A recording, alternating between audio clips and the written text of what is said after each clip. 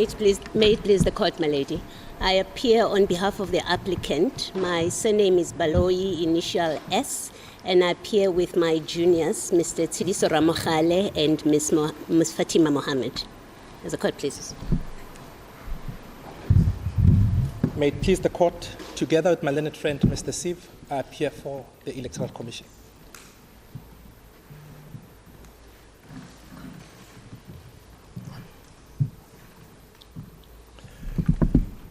Good morning, as the court pleases. My learned friend, Mr. Sikakane SC, Mr. Shai and Ms. May, and I appear for the third respondents, as the court pleases.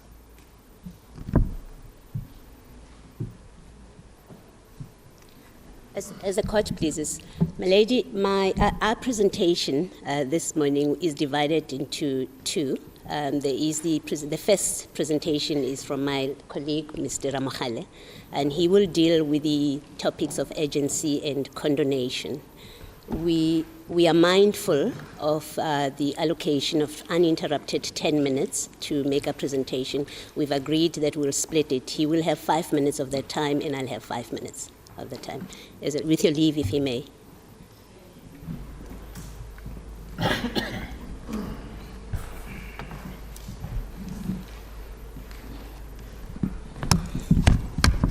As the court pleases, my name is Tsidiso Ramokhale. I appear on behalf of the applicant.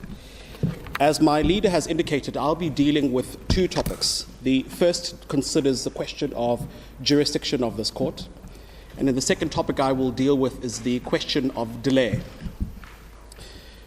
Now, in respect of the question of jurisdiction, we will raise 6 points about why we say that this court, in fact, has jurisdiction to detain this application.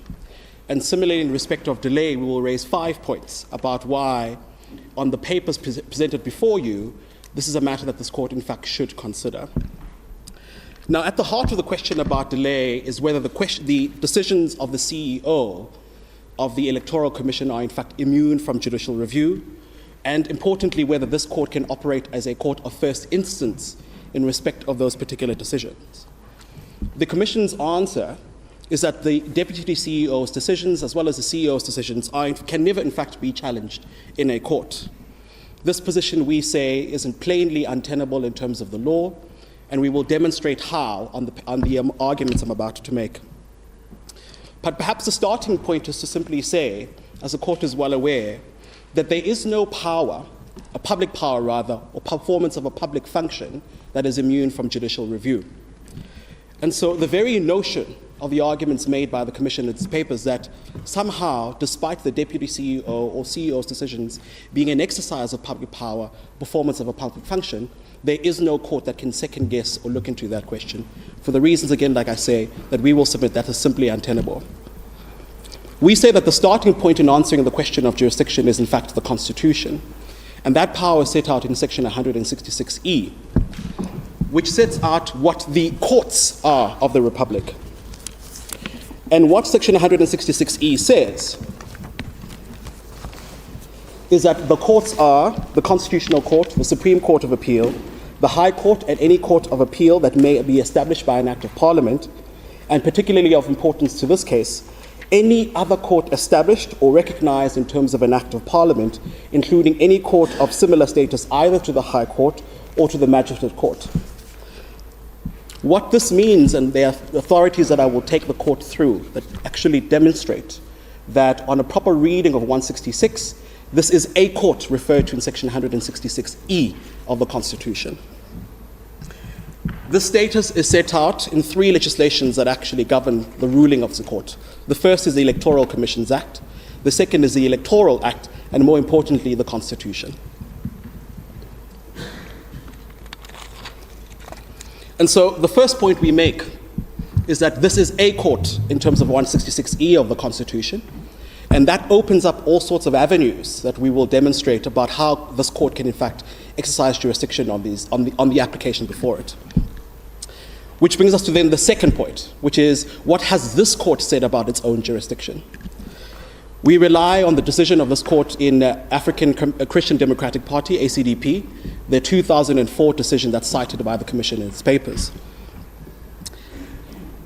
And the first point we make about ACDP is that the version that's been put by the Commission in its papers is that this court in ACDP said it does not have the power to look anything beyond the Commission's own decisions, and that it is in fact not a superior court. However, the difficulty with that particular argument is that when the Commission in fact does that, it cites the judgment partially. In fact, when one considers paragraph 12 of that particular judgment, what the court is doing, which is what's cited by the Commission in its papers, is restating the argument by Azapo, not making its own pronouncements.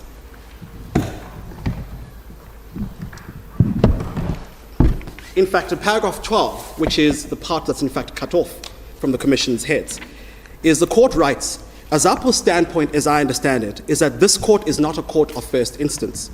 It can only deal with matters referred to it on appeal or review. This court therefore has no jurisdiction to deal with a matter which the Commission refused to deal with. If the matter were left open-ended, and that was precisely what Section 25(3) seeks to avoid, an absurd situation could arise. The Electoral Court cannot deal with matters not dealt with by the Commission. The Electoral Court is a creature of statute. It derives its jurisdiction from statute creating it, and unlike the Supreme Court, it has no inherent jurisdiction. That's what the court says is Azapo's argument about this court's jurisdiction. And then here's what the court says towards the end.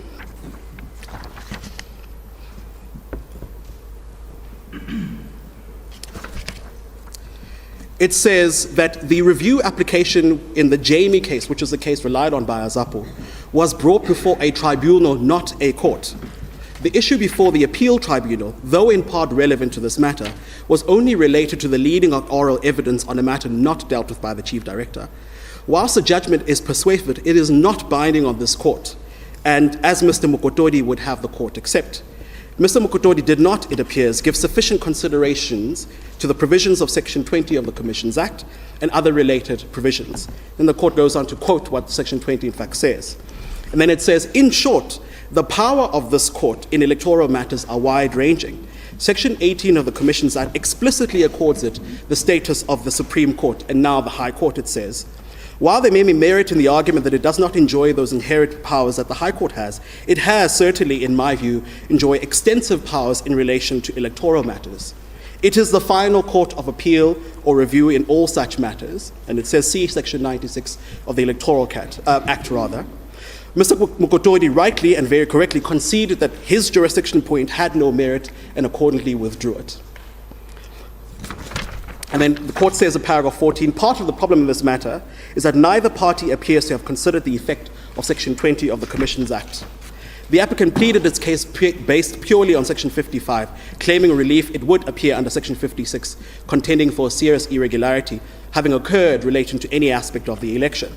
And then in paragraph 15, which is of quite importance, I am unable to agree with the view that the court, in light of the very wide powers it has in electoral matters, cannot, on application, as it is in the case here, correct declared results arising from some underlying administrative error in appropriate circumstances. It would seem to me that by failing to do so, the court would not only be acting irresponsibly, but would be abdicating its constitutional imperative to ensure free and fair elections. It must follow, therefore, that even if there is merit in the second respondent's argument, being Azapo, that the Commission was functus officio in dealing with this objection, this court is nevertheless at large in appropriate circumstances to deal with the matter in terms of its review powers contained in Section 20 of the Commissions Act. So the simple point we make is that the argument that's been advanced by the Commission about why this court does not have jurisdiction was squarely rejected in the very same judgment they in fact rely on. Which then brings me to the second point about, or the third point rather, about how the Constitutional Court has dealt with the jurisdiction of this court. In that respect, we rely on the decision of the Constitutional Court in Calm versus Independent Electoral Commission. In particular, we rely on paragraphs 40 and 41 of that judgment. And there, Justice Wallace, writing for a majority Constitutional Court, writes,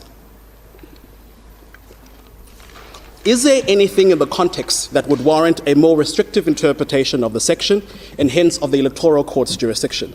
I think not. The clear purpose was to establish a court that would deal with all matters in relation to electoral matters. It was constituted with the same status as the High Court and with a judge of the Supreme Court of Appeal as its chairperson. It is to resolve electoral disputes as a matter of urgency. there is not the slightest indication that the intention was to limit the range of disputes that would fall within the ambit of the Electoral Court's jurisdiction, so that some electoral matters would fall within its jurisdiction and others would not. Instead, the breadth of the language used suggests that the statutory purpose was to create a specialist court that would deal with all electoral matters. And our jurisprudence holds that when a specialist court is created, the apparent purpose of creating a single forum for resolving disputes of a particular type is not to be stifled by a resort to undue literalism and too careful a parsing of statutory language. Then in paragraph 41, it says, this construction is strengthened by considering what is empowered by a court of review in this context. In ordinary language, it is a power to reconsider and, if necessary, replace the decision of the IEC. It is not a narrow appeal power bound to a record where the court decides merely whether on the record the decision was right or wrong. Nor is it even a narrow review power where the process through which the decision was taken is scrutinized, but the merits of the decision are not considered. Instead, it is the widest possible type of review where the decision in question is subject to reconsideration, if necessary, on new or additional facts, and the body exercising review power is free to substitute its own decision for the decision under review. And then it says at the end, on the face of it, the jurisdiction of the Electoral Court to deal with such matters, such as an irregularity, must arise under section 21 of the Commissions Act. It could not effectively exercise that jurisdiction unless a review power under that section is described as above. So then, what then does that mean? And this is then the fourth point that we make about jurisdiction. Here, we say that the finding in calm that this court has the widest possible power in review and is not bound in the ordinary sense as you would consider a review application is consistent with what the court has held in relation to other forums. The one judgment is the judgment of Ledla in the Constitutional Court, where the Constitutional Court said whilst a special tribunal was not a court, it had the power to consider legality reviews given its statutory status and powers. There, the court held that legality reviews fall within the remit of the tribunal's powers as a necessary condition to the fulfillment of its statutory duties. Put differently, how else can the court ensure compliance with the statute that it's specifically been given power to review in the absence of being able to deal with review challenges? And then in Group 5, again, a similar challenge where the Competition Tribunal's jurisdiction was challenged. And the question before the Constitutional Court in that application is, can the High Court exercise concurrent jurisdiction with the Competition Appeal Court in deciding the ultra vires 1 and legality reviews 2? And again, a majority of the Constitutional Court said absolutely yes. And the reason it said so in Group 5, and we find that in paragraph 125 of that judgment, is that when you look at, and we started off with the Constitution, it says that the courts of the Republic are the following, and it sets it out in 166E. And then importantly, in 172(1) of the Constitution, it says a court has the authority and the power to declare any law or conduct that is inconsistent with the Constitution as such. Then the question becomes whether this is a court as defined in section 172 of the Constitution. And we say, for very clear reasons, both in ACDP and in other judgments by this court, that it is in fact a court, and it does have the power under 172(1) of the Constitution to declare any law or conduct that is in fact inconsistent with the Constitution as such. Which leads us to our fifth and penultimate point, which is, this is the argument we've heard a lot from the Commission. Is this a matter that could have in fact been served before the full Commission? In other words, are the ultra vires challenges that we raise here and the legality review we raise grounds upon which the Electoral Commission could have in fact entertained? And we say no. And we say so for three reasons. The first is that the court would have to consider the structure of section 15 and 16 of the Electoral Commissions Act. In particular, section 16(1), which sets out the grounds upon which a aggrieved party can appeal to the full commission. And it sets out three grounds. The first ground is if the 14-day requirement for publication has not in fact passed before the commission renders a decision. The second is if the logo, the name, or the abbreviated name of the party would lead to voter confusion. And the third would be if the name of the party is ostensibly racist or sexist or any of the listed grounds set out in Section 16. The point we make is the only way that the Commission can deal with an appeal is if the grounds which a aggrieved party sets out are in any of those three. The question then becomes, what if a party wants to raise an out of arrears challenge? What if they want to bring a legality challenge? Where do they go? And we say they come here. And we say they come here because this is a court. It is established in Section 166E. It has powers under 172 of the Constitution to declare any law or conduct inconsistent with the Constitution. And as the court knows, that particular power to declare law or conduct stems from Section 1C of the Constitution, which enshrines the rule of law. That's where courts get their legality power. That's where courts can test out of arrears challenges and whether decisions made by a party in fact are lawful or not. The second is the difficulty with this argument from the Commission is that it demonstrates an absurdity. And what we mean by that is that it presupposes that the Commission had the power to entertain such a challenge. And as I've argued, the Commission can only deal with challenges on any of the three grounds set out in Section 16. Anything outside of that, it simply has no power to entertain. But the second argument to that is that argument is only good if there was publication the second time around, which is the argument you'll hear about later. And that's because Section 16 demonstrates that the trigger for the right to object and appeal is publication. But in the absence of publication, no party can go to the Commission and lodge an appeal. And as we know from these facts, there was in fact no publication the second time around. So it can't fall in the mouth of the Commission to say you should have objected when there was in fact no publication the second time around in circumstances where it has rejected an application and invites a party to lodge a fresh application. Then there is an argument made in the heads of argument that we raise a new point in reply, which simply has to be rejected. And the point simply is that by relying on the Commission's other powers, the Electoral Act of the Constitution, we make out a new case. But that can't simply hold, because jurisdiction is not a question of fact, jurisdiction is a question of law.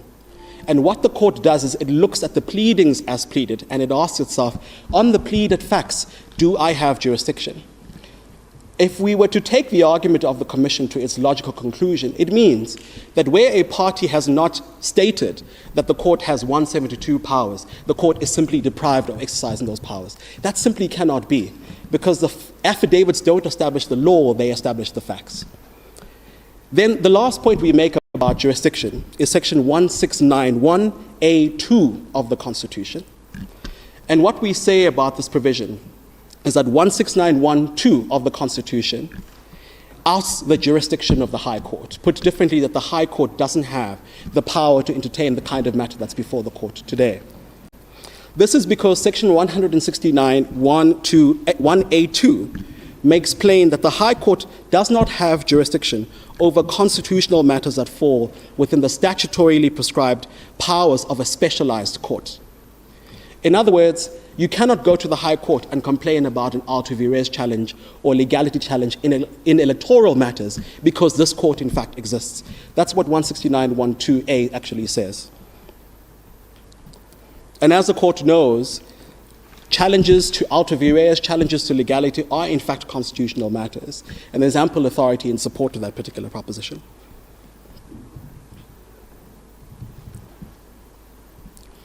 So what we say on the last point is that taking 169(2)(1)A into account, it would appear that review applications that are within the realm of electoral laws fall within the jurisdictional bounds of specialized courts, such as this particular court. I then move on to my last submission dealing with delay, and I'll speak briefly about those submissions. I'm mindful of the time. The first question is, are we actually late? And we say that we are not. But to the extent that we are in fact are late, we ask for condonation and we say there's a strong case made out in the papers why condonation should be granted. The starting point in that argument is that in the Constitutional Court in Buffalo City Municipality versus Asla Construction, at paragraph 49, the Constitutional Court says the proverbial clock starts running from the date that the applicant became aware or reasonably ought to have become aware of the decision in fact taken. And we say that on the facts, at worst for the ANC, the 24th of November, when its appeal was refused by the Electoral Commission, is the date on which you must start that clock. And at best for the ANC, that clock starts on the 7th of January when it learns the reasons for the rejection. And that's where the alter vires and the legality challenges became apparent. But even if you were to calculate either from the 24th of November or from the 7th, we say on the 7th of January, we were here in court on the 10th of January, that falls within the 3-day requirement. But if the court says at worst the 24th of November, that's still 29 court days. We've seen in the Electoral Commission's papers that they use calendar days obviously to demonstrate an exaggerated amount of delay. But 29 court days is how late the ANC in fact was. And the question becomes, and this is the second point we make about delay, whether those 29 court days, if we are in fact incorrect on the 7th of January as the start of the clock, the question becomes whether that 29 court days is unreasonable. That's the starting point. And this court very recently in January of this year, in Electoral Commission versus Umhlatuze, said that the starting point with legality reviews is not the same as 180 days in Paja. The test is whether did you come to court within a reasonable amount of time. Now we know of the 3-day requirement in Rule 6.1 of the court's rules. But the difficulty with the arguments made by the respondent is that it stops short of simply saying you were late by 3 days and no more, therefore that's unreasonable. That can't be the measure. Because as Mhlatuze says, the measure is you look at firstly whether the delay is in fact unreasonable. And how you in fact do that is the court says, firstly, this court says in Mhlatuze paragraphs 11 and 12, that where the delay can be explained and justified, then it is in fact reasonable and the merits of the review can be considered. But where there is no explanation, this invariably means that in fact the delay is in fact unreasonable. But what this court says about the first test of that, because it's a two-pronged test, is that it involves a factual analysis that requires the court to make a value judgment, having regard to all the circumstances in the case. In other words, what the court says is where the interests of justice require overlooking the delay, then the court must in fact do so. So what we say about this is, number one, we say we weren't late if you start counting from the 7th of January. But if we were, 29 court days is not unreasonable in the circumstances of this particular case. The ANC sets out what the reasons are for its delay and the fact that this application was lodged in December of last year. And if the court then finds, if the court thinks that the delay was in fact reasonable, that's the end of the inquiry. However, if the court is of the view that the delay was unreasonable, then there's a second test, or the leg of that inquiry. And that requires, as this court says, a flexible analysis that looks into a legal evaluation, taking into account a number of factors, such as potential prejudice to the affected parties, as well as the possible consequences of setting aside that decision. And we say again on the facts that it simply cannot be that when a party is late by 29 days, court days at worst, that can in fact be said to be unreasonable. Then the third point we make about delay is this. Does delay in fact mean that this court should dismiss the application? And we say no. And we find authority for that again in Buffalo City Metropolitan versus Asla Construction. There, at paragraph 63, the Constitutional Court says in a majority judgment that even where there is no basis to overlook an unreasonable delay, the court may nevertheless be compelled constitutionally to declare the state's conduct unlawful. This is because Section 1721A of the Constitution enjoins the court to declare invalid any law or conduct that finds itself to be inconsistent with the Constitution. So what we say about this particular judgment is that even if the court were to say the ANC was unreasonably delayed in its 29 court days, the buck does not end there, because 172 of the Constitution compels this court to declare any law or conduct to be inconsistent to the extent of that inconstitutionality. And then it adds a paragraph 66, relying on the well-known Gijima judgment of the Constitutional Court about delay, that the court says, Gijima dictates that where the unlawfulness of the impugned conduct is clear and not disputed, then this court must declare it to be unlawful. This is notwithstanding an unreasonable delay in bringing the application for review, for which there is no basis for overlooking the delay. Whether an impugned decision is so clearly and indisputably unlawful will depend on the circumstances of each case, and you'll hear more from my leader about what we say about that. So we say if we make out a case of illegality, which we say we have, the court has no other choice but to declare that conduct to be unconstitutional, despite the delay. And then finally, on the point about delay in Khumalo at paragraph 25, Khumalo versus MEC, the Constitutional Court cautioned against allowing a procedural objection from preventing the court from looking into the challenges of lawfulness in the exercise of public power. There, Justice Guaiya, for the majority of the court, says, in the previous section, it was explained that the rule of law is a founding value of the Constitution and that state functionaries are enjoined to uphold and to protect it by, inter alia, seeking the redress of a department's unlawful decisions. Because of these fundamental commitments, a court should be slow to allow procedural objectives to prevent it from looking into the challenges of lawfulness of the exercise of public power. And we say that's what the court is here to do today, to look into the lawfulness of the exercise of public power by the Deputy CEO of the Commission. And then finally, on this point about delay, the court must ask itself, what are the consequences if it were to turn the ANC away? We say that there are three.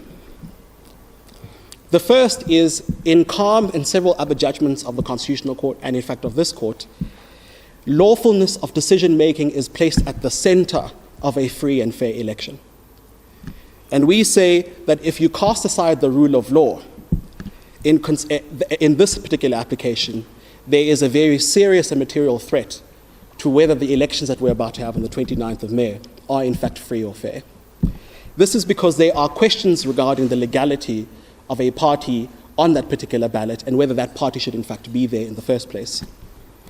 And so we say that's not an issue that the court should turn away from. It's the very thing that this court was established to decide, to protect free and fair elections, to protect the right to franchise, but importantly to uphold the rule of law. The second point we make is that the closer you get to the elections, the greater the prejudice, not only in fact to MK, but again to the very project of free and fair elections. We say because if you are to in fact do that, as the court is aware, the calculation of seats in the National Assembly is dependent on the votes of each party in relation to one another.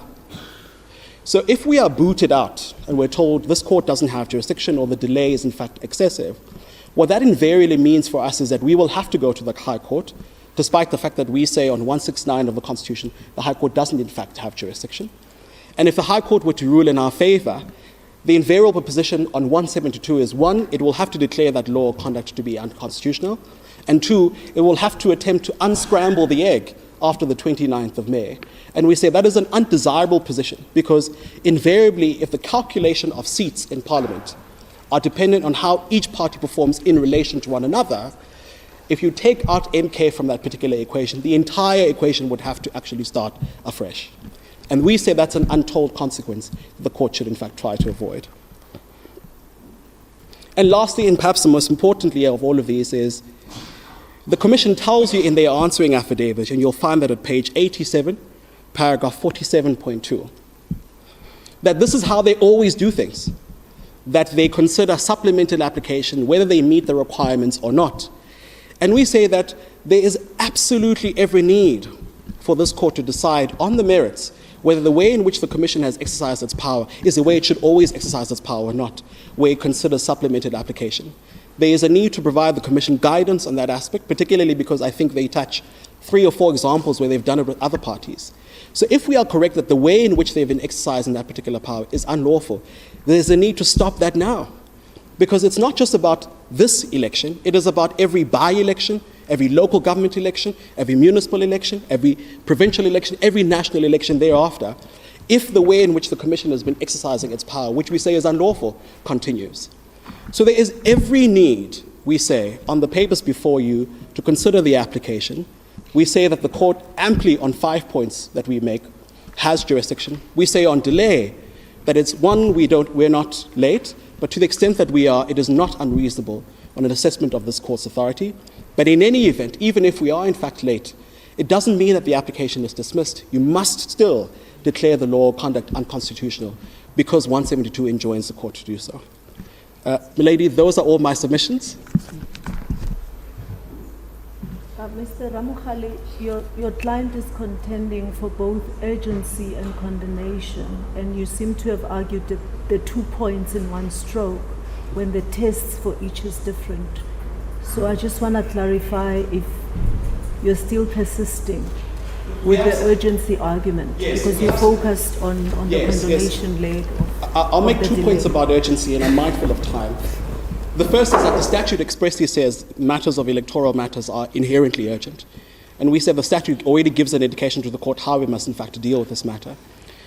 The second is similar, related to the arguments we make about delay, that we came as quickly as we possibly can, and that our delay in fact is not unreasonable if the court finds that there is in fact a delay. But the third point is that this is so important given that the 29th of May is around the corner, that if the court turns a blind eye to that, there is simply no substantial redress available to the ANC because of the unscrambling argument I in fact made, that you simply can't turn us away now because the 29th of May is around the corner and there's every need for legal certainty about whether MK is going to be on the ballot lawfully or not. And that's not something that can be kicked past the 29th of May. It has to be decided now. Thank you, judges. Those are my submissions. Just before you sit, I want to take you back to the issue you argued on the question of whether or not in the replying affidavit there was a new case that you made. Are you saying in your appeal the same ground that you are raising now, that there was no application before the DCE, the DCO or the CEO, are you saying that that argument was raised when you raised your appeal? No, Judge Shongwe, as I understand the point on the new case made out in reply, it is that we are now seeking reliance on the Electoral Act, when in our papers, in our founding affidavit, we didn't specifically mention the Electoral Act. We say that can't be a new case.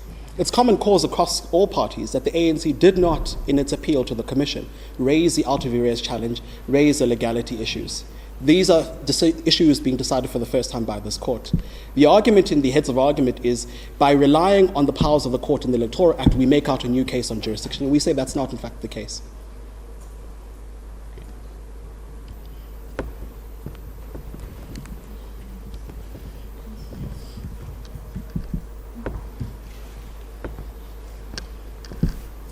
Thank you, Councillor. On the issue of jurisdiction, Yes, Professor. you know, the powers of this court are expressly stated out on what it should, which decisions rather it should review, being those of the Commission. But you seem to be relying on a quite of several cases that it can obviously exercise implied powers. But in those cases, I've quickly looked at them. I don't see any that supports your argument. Do you have a specific one that authorizes this court to go beyond the statutory jurisdiction? In the, thank you, Professor Polk. In the ACDP decision, the 2004 one, the issue in there is that there was no commission decision at issue. And the question the court was faced is whether it can correct the administrative error, as it called it, despite the commission in fact not making that particular decision. And the answer it gave is that we can, because we are a high court, and as an incidental power of the review power, it extends to legality and ultra various challenges. So we say on ACDP, on a proper reading of it, particularly paragraph 15 of that judgment, that's in fact clear. But the second point is, even if you're not with us on whether it's a commission decision that is a subject of review, the papers make out an application for declaratory relief, and that's where the arguments about 166E of the Constitution, 1721A of the Constitution fall in. Because even if the court might not have powers on the review of the commission decision, it certainly has powers under 172 of the Constitution to declare any law of conduct inconsistent. And that extends to decisions by the CEO, because those are exercises of public powers into the performance of a public function. So you don't escape either way, is the point that we make.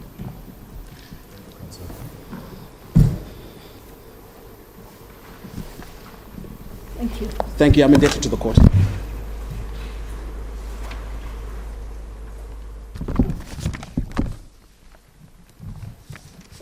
As the court pleases.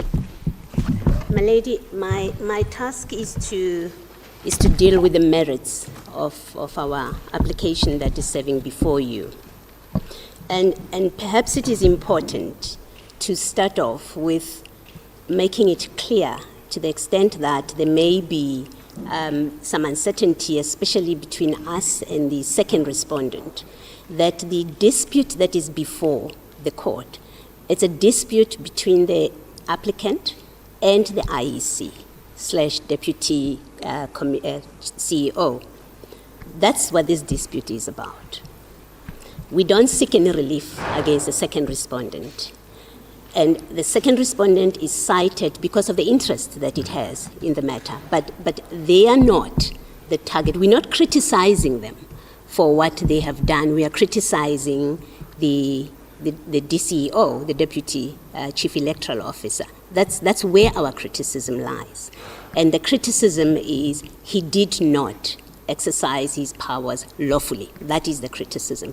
Indeed, the consequence, if we are successful, is if we are upheld on our complaints and on our submissions to you, if we are upheld, the consequence is adverse to the second respondent. But that's all it is. They become collateral damage.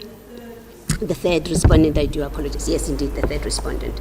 So the third respondent, we're not fighting with the third respondent. We are questioning the exercise of statutory authority by the first and second respondents. Also, Mr. Roy, before us, the issue relating to the name and the mark of MK, that is not an issue before us. I was getting to that. It is one of the things that I want to clear out of the way. Because that was the decision that was taken initially, yes. And related to the publication of the name, etc., and the mark. Yes. And there was no objection to that. Yes. That name and that mark was then incorporated into the registration as a political party. Yes. But that dispute, because I understood the appeal to the Commission to have been on the basis that the mark is confusingly related to us as the ANC, yes. And therefore we object to the registration of the ex post facto. Yes, yes. But that is not before us. We don't have to deal with that. That is not before you. And to the extent that we've referred to that appeal or the facts of that appeal, it is by background information, because we set out a matrix of what happened and we give you a timeline. It is not the dispute that is before you. It is completely irrelevant. Is whether or not the procedure that was followed, whether that is unlawful and unconstitutional. Indeed so. And whether that translates into indeed so, Judge Adams. Ultra vires legality issue. Indeed so. And in fact, that acceptance or that recognition that appeal is not before you, the fight about that appeal is not before you, dispenses with the third respondent's contentions about preemption, for example. We should not even have to canvass that, because we are not here seeking a review of the Commission's decision on appeal. Never mind that the facts are not pleaded for preemption. There are those problems with it, but it's not an issue that you have to decide. It doesn't enter this equation. Similarly, the first and second respondents raising eau de Cral.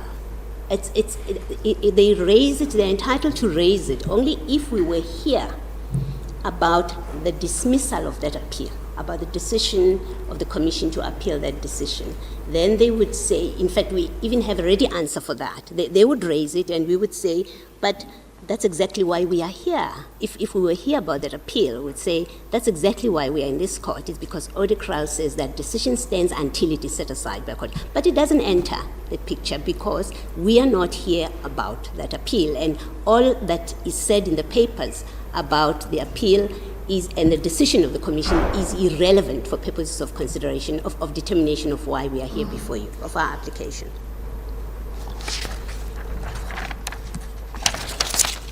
Now, the facts, in fact, perhaps let me start with what our case is. We say to you we say that the application before you is about two things that we have pleaded.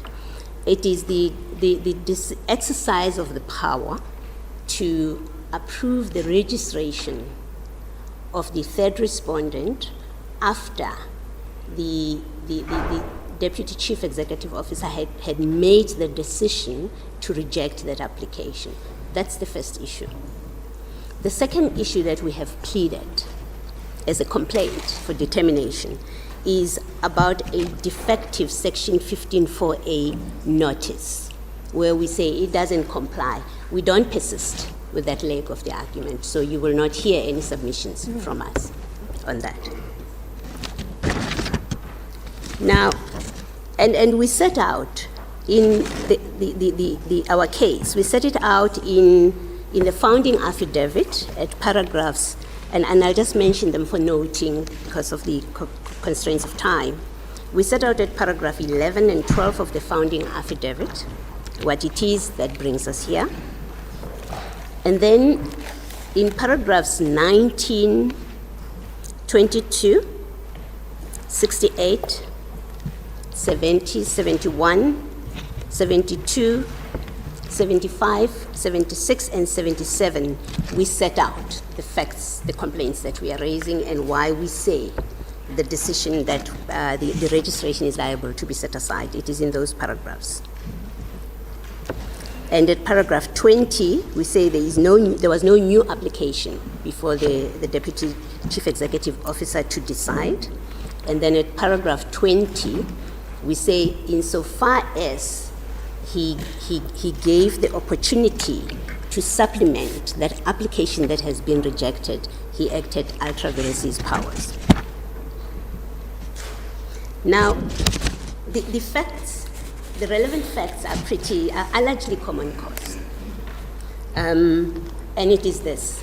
It is on the 4th of August, the application for registration is rejected. And it is rejected, and there's an invitation, an unnecessary invitation, but a helpful invitation, because the IC has to be helpful to applicants for registration, that says nothing precludes you putting in a new application. That we say that was unnecessary to say, but in the discharge of a public function to be of assistance to members of the public, they state that. And that's all that it is. That in itself, that kind of invitation or assistance, we don't complain about it, that they told them what to do. Now, it is also common cause that there was no new application on the IEC's case and on the third respondent's case. No new application was submitted. I must say, Milady, that in fact, in the answering affidavit, the third respondent initially prevaricates about it. They are firmer in the heads of argument.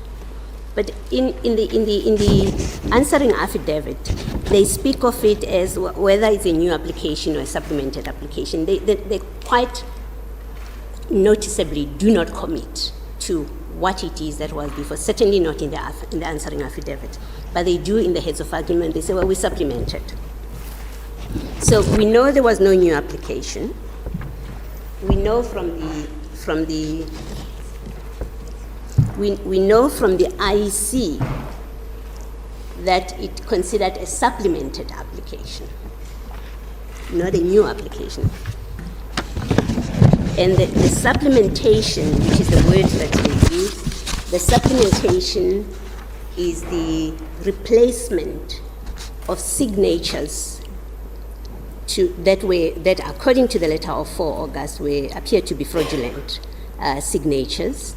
And the supplementation that we are told about is they put in a new list of signatures. So that is the supplementing. We say, so before you, what you're required to decide then is whether that so what we do know, perhaps let me finish off the matrix of common cause facts, is that then on the 7th of September, the DCO makes a new decision. And that new decision is now to register, and it is made on the basis of a supplemented application. So the question before you is, the first question would be, was the decision of the DCEO to reopen that file, and will make submissions to you that once he's rejected the application, that application is defunct. That file is done and it's closed. And we will show that on the Commission's own papers, they understand the difference between a live application and an application that has been rejected. They understand that. So what they do is, so the first question is the decision of the DCEO to consider a rejected application, allow it to be supplemented, and then make a decision on the basis of that application. We say it's not permissible because the decision to reject that application was a final decision. And it is a final decision, but by its nature, however one constructs and interprets the letter of 4 August, it is clear by dictionary meaning, it is clear by context, it is clear by the reasons given for rejection of that application, that it is a final decision to reject an application. But if there was any doubt, it is clear in the advice that is contained in that letter that put in a new application, that the DCEO considered himself to have dealt finally with that application. Ms. Baloy, I'm troubled by the way your client responds to the Commission's version about its intention when it sent the 4th August letter. And perhaps you should look at these paragraphs so that you can assist me. I'm saying I'm troubled by the manner in which your client responds to the Commission's version regarding its intention when it sent the 4th August letter. And I think it would assist if you go to these paragraphs so that you can assist me. Either your client is approbating and reprobating, or there's an ambiguity in its reply. If you look at paragraph 5 of the 45, of the Commission's answering affidavit. Answering affidavit, yeah. It says in sending the 4th August letter. I do apologize. Paragraph 45. Let me wait for you to get there. Yes. Are you there? Yes, I am. Yeah, it says in sending the 4th August letter, the DCEO did not intend to foreclose the possibility of Umkhonto Wesizwe submitting a supplemented application, right? And your response appears on page 210 of the bundle. It's paragraph 65 of the reply. And there's an admission there that the door was not closed on the MK part to supplement. You see, the allegation you are responding to is that the door was not closed to supplement. And then there's an admission that indeed there's an admission that the door was not closed to supplement. Yes. But then you go on and your client says, however, I deny that the Commission invited them to submit a supplement. My lady, what is contained there, it's two things. Your ladyship would note that in our founding affidavit, we do make the point that once the application was rejected, the door was not closed for them to bring in a new application. That we say, and as a matter of law, they could have submitted a new application. Yes. And that's what the letter of 4 August was conveying to them, bringing a new application. So where we say that we admit that the door was not closed to them, it is simply to that. But the paragraph under that you are responding to, yes, it relates to the intention not to preclude them from submitting a supplemented, not a fresh application, yes, a supplemented application. And your client's reply there is an admission that the door was not closed. Yeah. My lady, it depends. One cannot read the replying affidavit divorced from the founding affidavit. In the founding affidavit, our position is unequivocal. And that's where we make the case. That's where we make the case, not in the replying affidavit. We make the case in the founding affidavit and unequivocally say that the door was not closed to them. They could bring in a new application. We say no more than that. Now, here when perhaps it's inelegant drafting, but this paragraph that your ladyship is referring to in the replying affidavit has to be considered with what we say in the founding affidavit. And in the founding affidavit, where we make our case, we say they could have brought in an application. But further on, in that same paragraph 65 that your ladyship is referring to, if we are in any way not clear because we drafted in the way we did that first sentence, it is clear as we continue that we are disputing an invitation to supplement. So that's what the next sentence communicates. It says, well, there was not even an invitation to supplement. Yes, if the commission had said supplement in its letter, what your ladyship I would expect, what your ladyship would see in that paragraph 65 would be a clear statement of he was not authorized to invite them to supplement. But that's not anything new that arises from the replying affidavit. If you look at our founding affidavit, we do quite clearly say that that they could not supplement. The door was not closed to them to put their name on the ballot by putting in a new application, but they could not supplement. And your ladyship has submitted founding affidavit must be read together with this replying affidavit, and that should clear any uncertainty in what we intended to convey in the replying affidavit.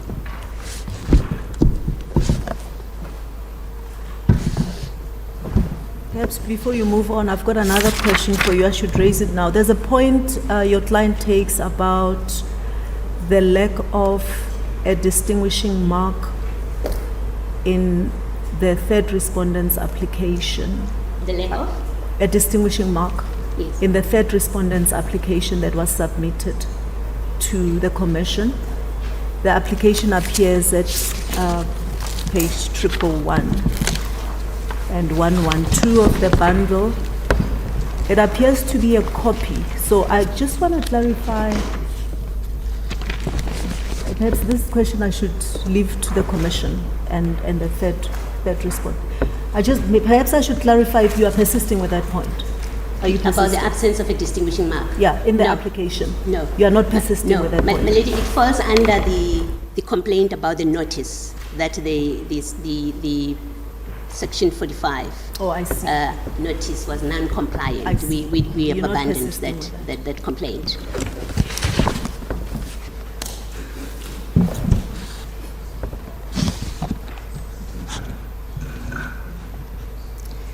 My lady, so I was at a point where I was saying we look, what the court would have to consider is the decision that was made to register, and then to the nature of the decision of the 4th of August, because the respondents say that's an invitation to supplement. It's not a final decision. So the court has to consider that letter. We have the tools of interpretation apart from the terms of the letter itself. And our submission is the letter unequivocally communicates a rejection and an invitation to reopen the application, to put in a new application. But in fact, I said earlier, my lady, I made the submission that the commission and the CEO, they know the difference. And in their answering affidavits, they know the difference between keeping an application open to allow it to be supplemented and making a decision that rejects an application. The differences, that there is a difference. Before you reject, at least that's what they have done in the past. Before they reject, they have given a party the opportunity to supplement. And in fact, what they did in that case, my lady, I just need to find the reference. This is a decision.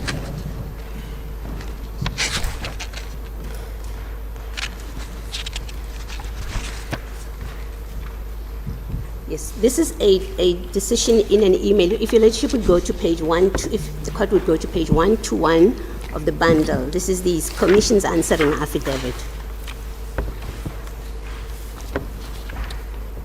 And this is from Mushwana Akani, and it is to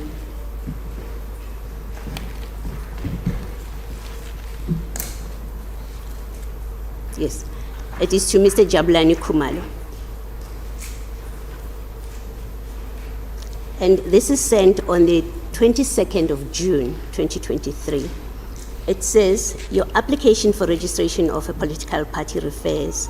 Please note that the registration is done in accordance with Section 15 of the Electoral Act and as prescribed. Kindly note that in order to meet the requirements, your party must comply, and it is listed, submit a deed of foundation, and then Annexure 2 must reflect only one logo of the party. And the next paragraph is important. It says, we request that you respond by no later than 14 days of this correspondence by sending additional list of supporters required. Please note that your application will not be processed until we have received all outstanding documentation from yourselves. Failure to comply will compel us to reject your application for registration. So what the Commission does here, or what Mr. Akani does, is to say to them, your application is still live. We haven't finalized it. It's still live. There are problems with it. Fix those problems. And he prescribes a period. Sensibly, one would say, well, if there is a power to supplement, it could never be a power that is open-ended, or in fact that allows a party to take its time and submit and leave this application hanging in the hands of the IEC. There has to be prescripts. You have to do it within a period. And that's what they do in this letter. They say you have 14 days to comply. If you do not comply within 14 days, we will reject your application. This is what they do on the 22nd of June. The letter of the 4th of August is completely different. It says your application has been rejected. And what that points to is the Commission is alert to what is possible to do before you reject an application.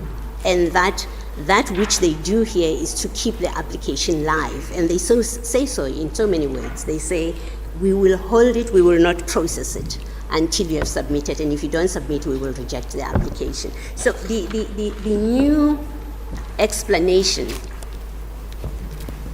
that, well, this letter of rejection, forget what dictionary meaning of rejection is, forget the context of the letter, in fact, including this history, because this is to the same party. So the history is relevant, the history of how they have dealt with this previously, this same application.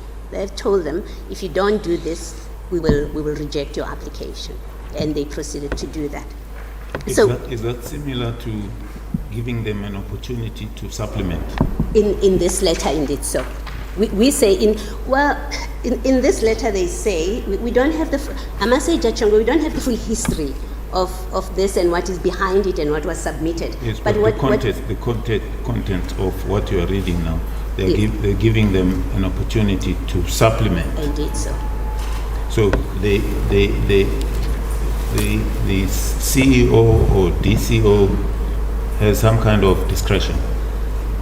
Well, Judge Chongo, you would have seen that we say there is no such discretion, but that suggests that him writing in this way suggests that he considers himself to have a discretion to do this. Well, we make the firm submission that any exercise of discretion has to be grounded in the Act itself. Well, the Act does not in any case say that an application cannot be supplemented. The Act doesn't say that, but the Act is silent, but he is a creature of statute. And what the Act has done is to define his powers. And the power, any discretion that he has to be found in an interpretation of the enabling provisions that, in fact, it's a reasonable interpretation that it includes that he has a discretion to allow supplementing applications. But what we say is, well, even if he does, even if we are wrong in our assertion, that because the Act doesn't prescribe that he's got a discretion to permit supplementing of applications, even if we are wrong with that, the decision of 4 August remains an unlawful decision, because that's not an invitation to supplement. He's made a final decision. He is found to sufficient with that decision. But effectively what he has done with the reconsideration of the same application is he has gone and revised his earlier decision, because that is the legal consequence of what he's done, especially because he bases his decision on the very application that was rejected.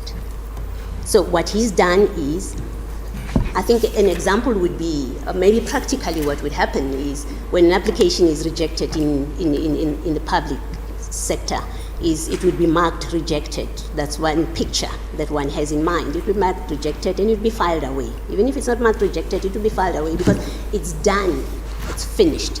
There's nothing more to do with that application. Now, to get to a point where he reconsidered that application on the basis that it is supplemented, he has to retrieve that rejected application. He has to retrieve it and then reconsider. So effectively, he sits in a position where he reviews his own decision and reverses it,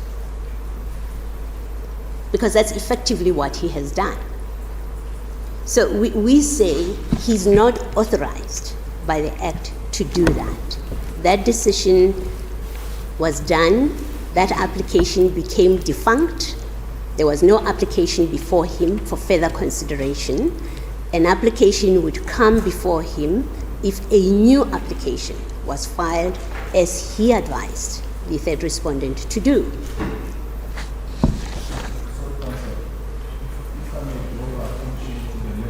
4 August, could you please take me through the last paragraph, first and second respondents answering affidavit?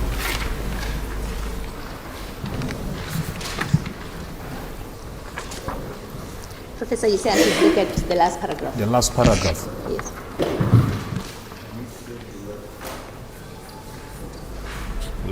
It's page 44. I do apologize, Justin. It's page 44. Yes, the last paragraph. Annexure AA7. Mine is FA4. Yes. Yes, we attached it as FA4. Yes, that's what I was looking at page 44. Yes, the last paragraph. Yes. Professor says the application, therefore, does not substantially comply with the provisions of Section 16 of the Electoral Commission Act and regulations. And then there's a signature. I'm more This interested rejection of the application does not debar you from submitting a fresh application. Yes, I want you to pause there. What does that afresh mean? Doesn't mean you can supplement what you have already submitted, but address the shortfalls that have been identified? Yes. Or does it entail completely coming up with a fresh application? Professor, not to be facetious, I must say that I'm actually even embarrassed to pull it from my file. The dictionary meaning of Oxford Dictionary meaning of fresh is new. That's what it is. Totally different from supplement. Yes. So you cannot supplement. You can't be supplementing if it is a new application, because what the third respondent, assuming that the third respondent considered, and it must have, because this letter speaks for itself, that the third respondent considered itself to be submitting a new application when they supplement. The debate would be, well, let's look at it. What did you do with it? Right? What did you do? But we know that the letter says, just complete the signatures. Give us that signatures. So there is no new application by any definition. In fact, the third respondent doesn't assert that it submitted a new application. It doesn't. It makes common cause with the IEC that it's supplemented. And we say, but the decision maker said to you putting a new application. Now, what this decision maker then goes on to do is to revise that decision that they made, which is, I want a new application from you. And later on when there's now supplementation, they tell us in their papers, makes a decision, well, that decision that I made is now set aside, because that's really what he did. It's now set aside. I will now consider this old application as supplemented. Yeah. And there's no other way of coloring it. Let us roll the wheels back just a bit.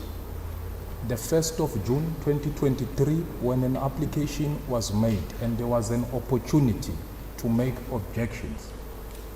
9 June again, opportunity to make objections, and nothing occurred. What would have had happened there had the objections been made? At which point, Professor? Between 1 June, the first period being the 1st of June 2023, on the first application, wherein the commission, the Deputy Chief Electoral Officer identified some concerns regarding the logos. Yes. And your client there had never made any objections. Yes. The second period, that is the 9th of June, again, no objection whatsoever forthcoming up until you come back now to the rejection afresh. Yes. Well, Professor, what we say is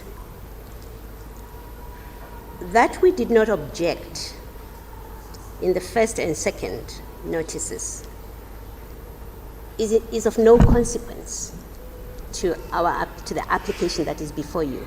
It is of no consequence whatsoever. It would be of consequence if there had been a new application, as this letter says, of August, if there had been a new application and we did not object.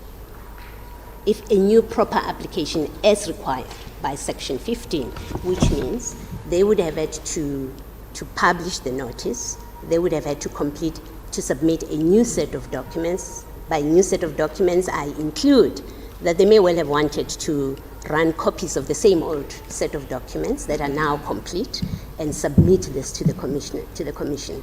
That would be a new application.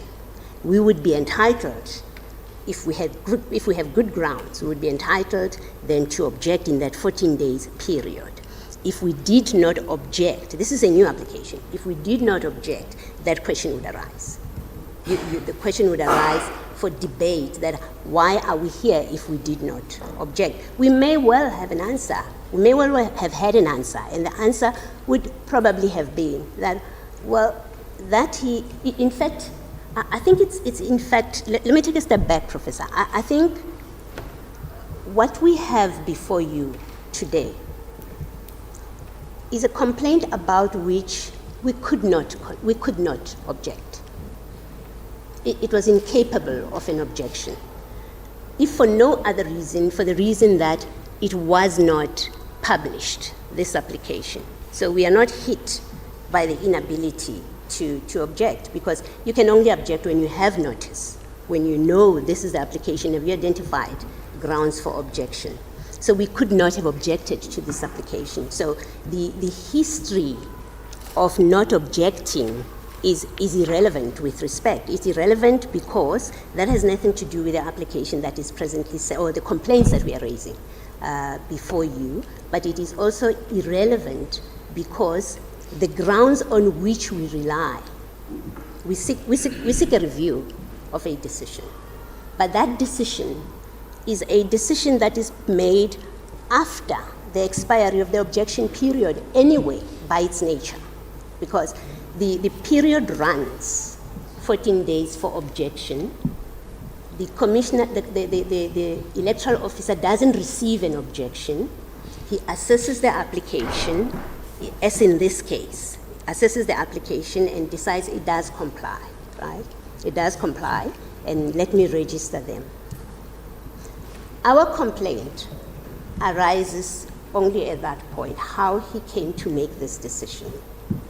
Ms. Baroi, I don't intend to cut you, but I'm very concerned about time. About time. You've gone 25 minutes over the allocated time, and we will have to afford the other parties the same benefit, and we will run into difficulties with time because this matter is set down for one day. So I'd like to urge you to conclude your argument by 11:15, and you will come back to reply, so you'll have an opportunity to raise any pressing issues that you needed to raise with us. Well, my lady, in fact, I think what we're doing, the further submissions that I would make, we fully canvass them in our heads of argument. And the submissions that I'm making are really just to emphasize. We're not bringing any new facts before you or any new argument before you that is not already within our heads of argument. So I'm happy to stand by our heads of argument. But if I could just address the supplementation issue, I'd already touched on it. That our criticism, firstly, you would have to find to get to the supplementation question. You would have to find that the letter of the 4th of August is an invitation to supplement. You would have to find that, right? So our complaint that he was a functus officio and that it was a final decision doesn't stand if you find that, if you interpret the letter in the way that they want you to do. And then once you've made that decision, then the next question naturally is what we raise, which is, well, does he in fact have the power to do that, to call on them to supplement? If the answer is yes, he does have the power, and which we say he doesn't have the power, the next question would be, well, is what was done supplementing an application, right? So you first have to say that decision is not final. That application was still live, and therefore it is capable of supplementing. The corollary question is, does he have the power to supplement, and where does he draw it from? And we say he doesn't have the discretion to do that. In fact, we raise a concern that any suggestion that he's got a discretion, you would have to say, does he have an unfettered discretion? What are the boundaries of this discretion? Because the Act doesn't tell us anything. When can it be exercised?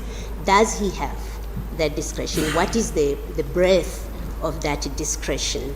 And is that consistent with the provisions that strictly regulate him, what he's permitted and not permitted to do? We raise a concern that if it is suggested that he's got an unfettered discretion, then we enter the realm of arbitrary, unregulated decisions that only the electoral officer knows when and why he exercises it. It cannot be. That is an untenable proposition.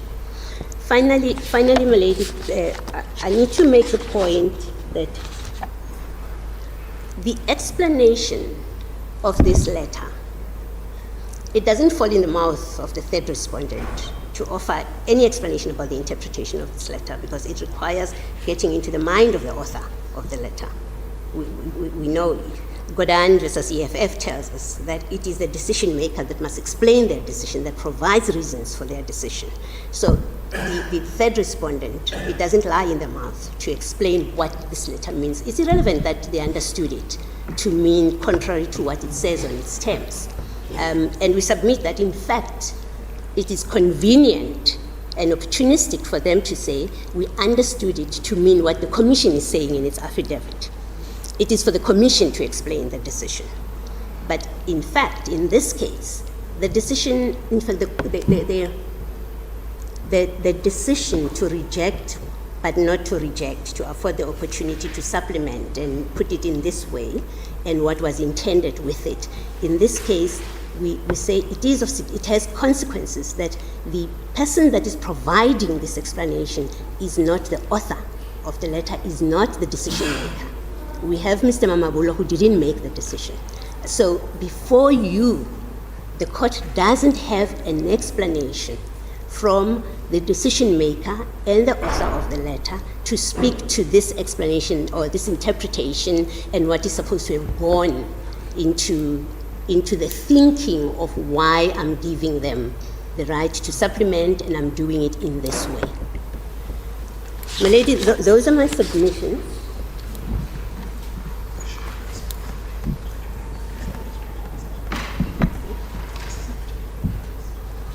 My Leonard Jr. points out, and I will not say much other than to reference it, in the Africa Rise matter at paragraph 15. Please deal with it in reply.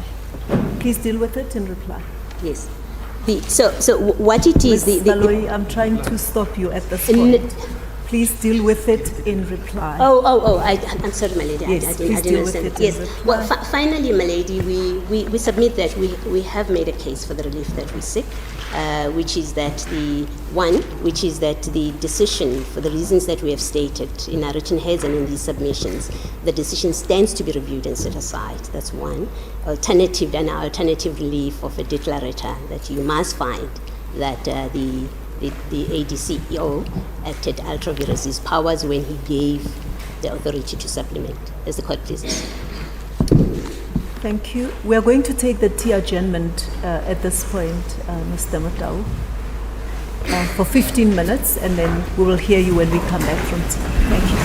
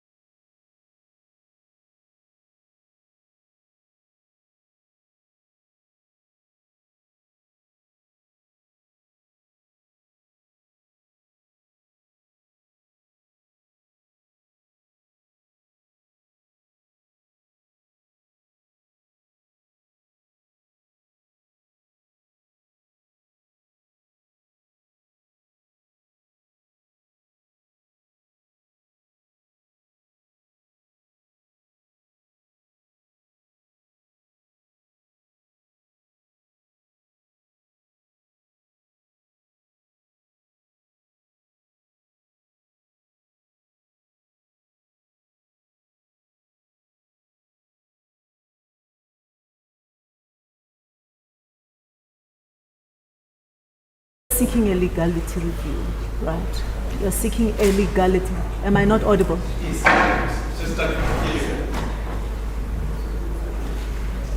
The applicant is seeking a legality review, right? A review under the principle of legality.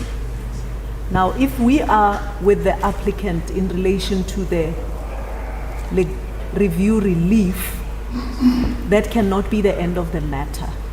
We will have to consider a just and equitable remedy. And none of the parties have said anything about that. So, Ms. Baloyi, please think about it. Because we will be left to our own devices if you don't assist us on that point. And then, counsel for the respondents, please touch on the issue when you're arguing.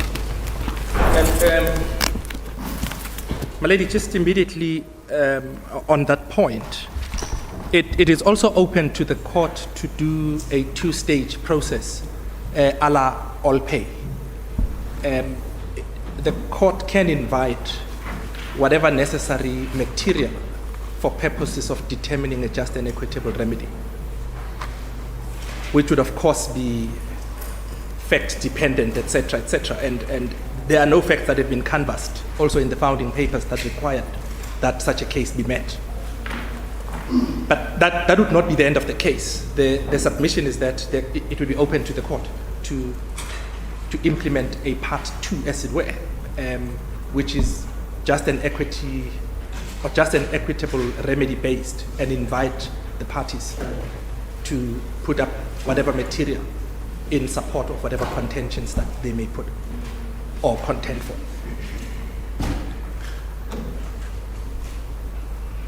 Justices and professors, may I commence by indicating that the fact that I'm wearing sunglasses is not an indication that I take a dim view of the applicant's case, but it is rather a continuation of the difficulties with which I have been faced with in this trip. The struggle of finding clothing and court attire has been conquered, but I'm still trying to locate my glasses, and hopefully we will also come right with that. And against that, may I propose that we structure our address in the following manner. Firstly, we intend to address the material common cause facts and their fatal consequences to the ANC's case. The second issue that we will address is to explain the binding and final nature of the Commission's decision to reject the ANC's appeal and to uphold the Deputy Chief Electoral Officer's decision to register MK as a political party.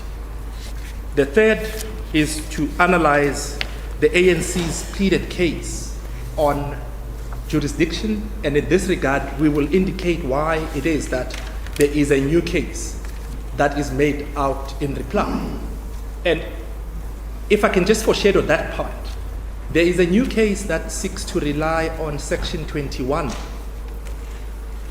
of the Superior Court Act, which case is not to be founded in, or which case is not to be found rather in the founding papers. And the fourth issue we intend to address will be that of condonation and what we say is self-created agency. And lastly, that if we do get there, we will address the merits of the ANC's review application. And the court is alive to the fact that it is this issue which turns on the letter that the Deputy Chief Electoral Officer addressed to MK and how MK understood the letter and the following steps that were taken pursuant thereto. And we will illustrate with reference to authority in the Supreme Court of Appeal why in the exercise of the interpretation of a document, a dictionary meaning is unhelpful. And this we will do with reference to paragraph 50 of the Capitec decision of the Supreme Court of Appeal. And if I may then commence with the first point. We know that it is common cause that the Deputy Chief Electoral Officer on the 7th of September approved the registration of MK as a political party. And this is the decision that we refer to as the first decision. And the ANC says it learned of this decision on or around the 11th of September 2023. And if I can just pause there and indicate that between the 11th and the 20th being the next event, the ANC makes it very clear in its founding papers. It says it could have acted more diligently in ascertaining the contents of the file. And this is very important because it knew that there is a file in which documents that served before the Deputy Chief Electoral Officer would be contained, which would have been instructive of the scope and the breadth of the challenge that it intended to bring. It is not the ANC's pleaded case that the contents of that file were irrelevant because they are bringing a legality challenge. They in fact provide an explanation and they say, well, we could and perhaps even should have been diligent. And they say the reason that they did not do so, and they say they were hoping that the appeal will address all of their issues. And it is important we submit to have regard to the nature of the appeal that the ANC then lodged on the 20th of September. And if I can just ask the court to go to Annexure FA6.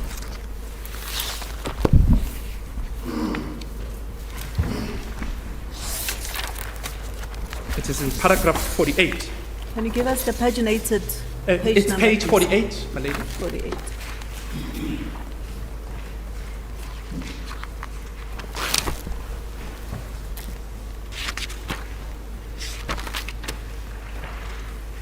If I can start specifically at page 49, the second last paragraph.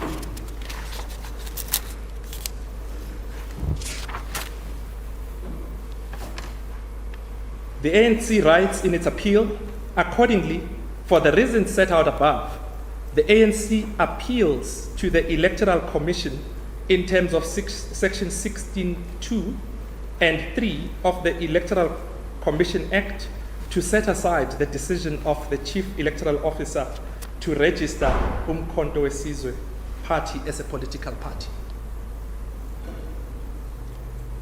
And we submit that there are 3 observations that should be made from the characterization of this appeal. The first is that the statutory provisions upon which the appeal is lodged, we know section 15 deals with the registration of a political party. Then section 16 deals with the appeal of the Chief Electoral Officer's decision. And in this case, the deputy who was acting on a delegated function. So this appeal is lodged squarely within the premises of the Act. It's a section 15 and a section 16 appeal. It is not a legality argument.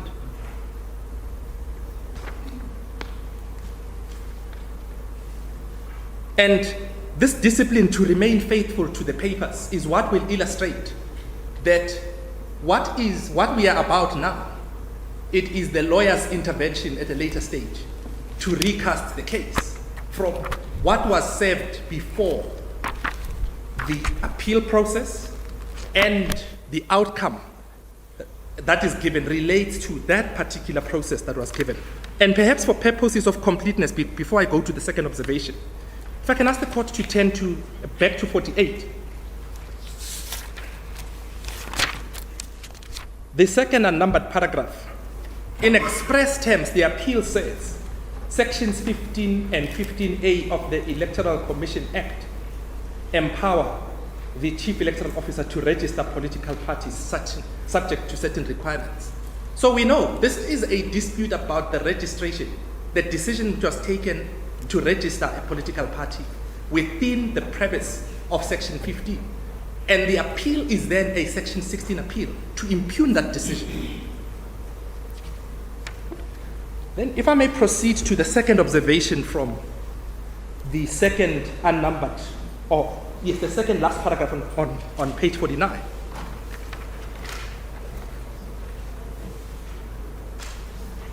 The decision was that of impugning the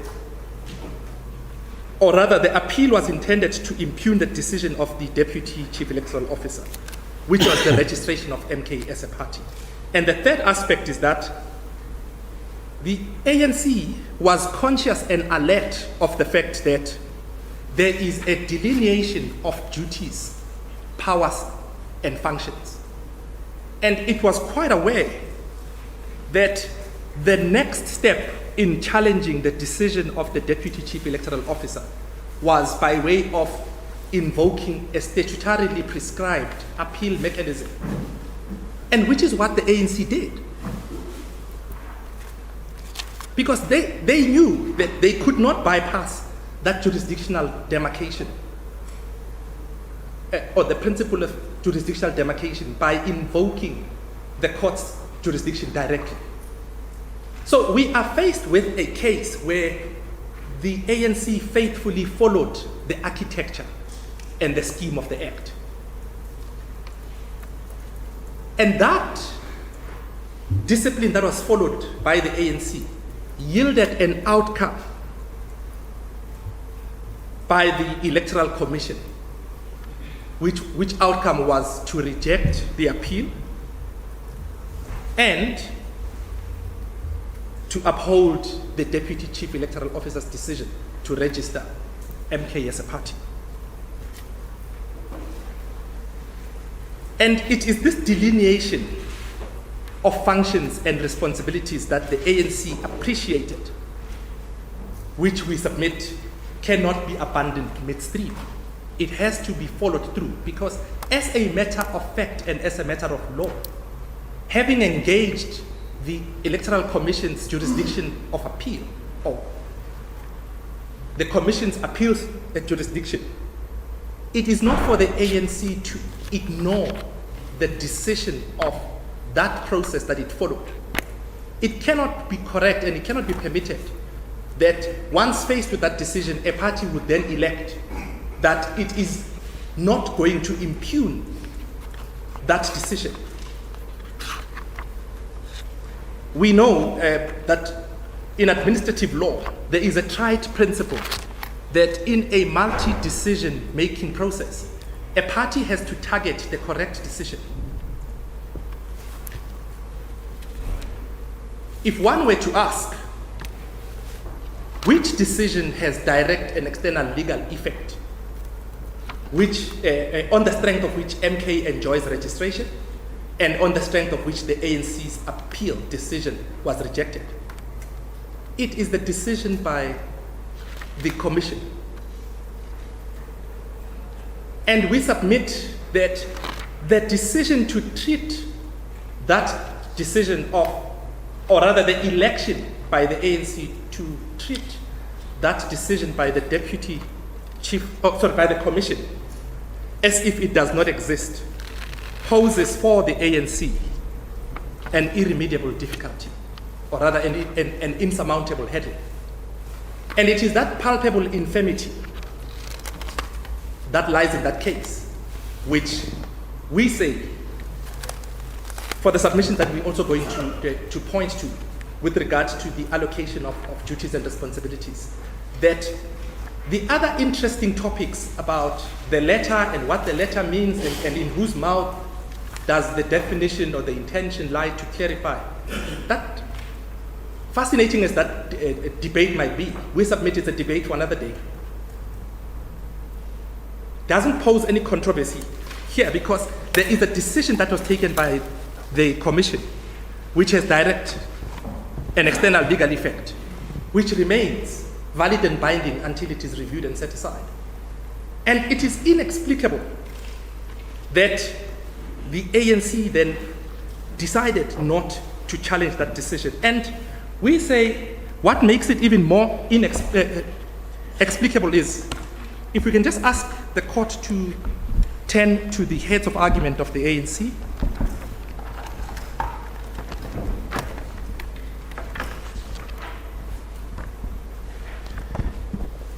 In paragraph 18,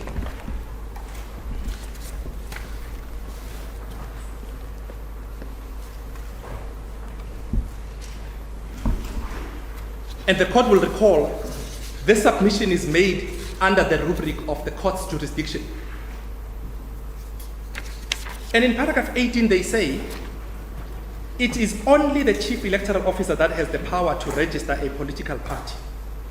In the absence of any appeal against his decision, the chief electoral officer's decision to register a political party has direct legal effect and it is final and binding on the Electoral Commission. The chief electoral officer's decision to register the party is to be taken as a decision of the Commission. But we know that on the facts, this is not what we're dealing with. The decision of the chief electoral officer was appealed.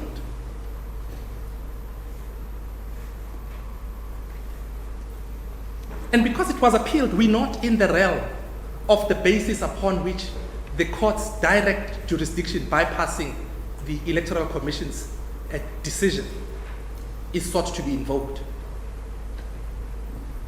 And we submit just based on that construction and that argument with which we agree.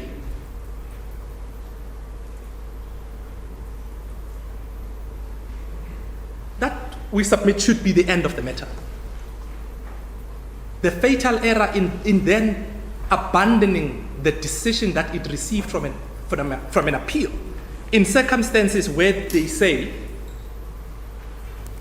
on the 11th of September they should have been more diligent by inspecting the contents of the file.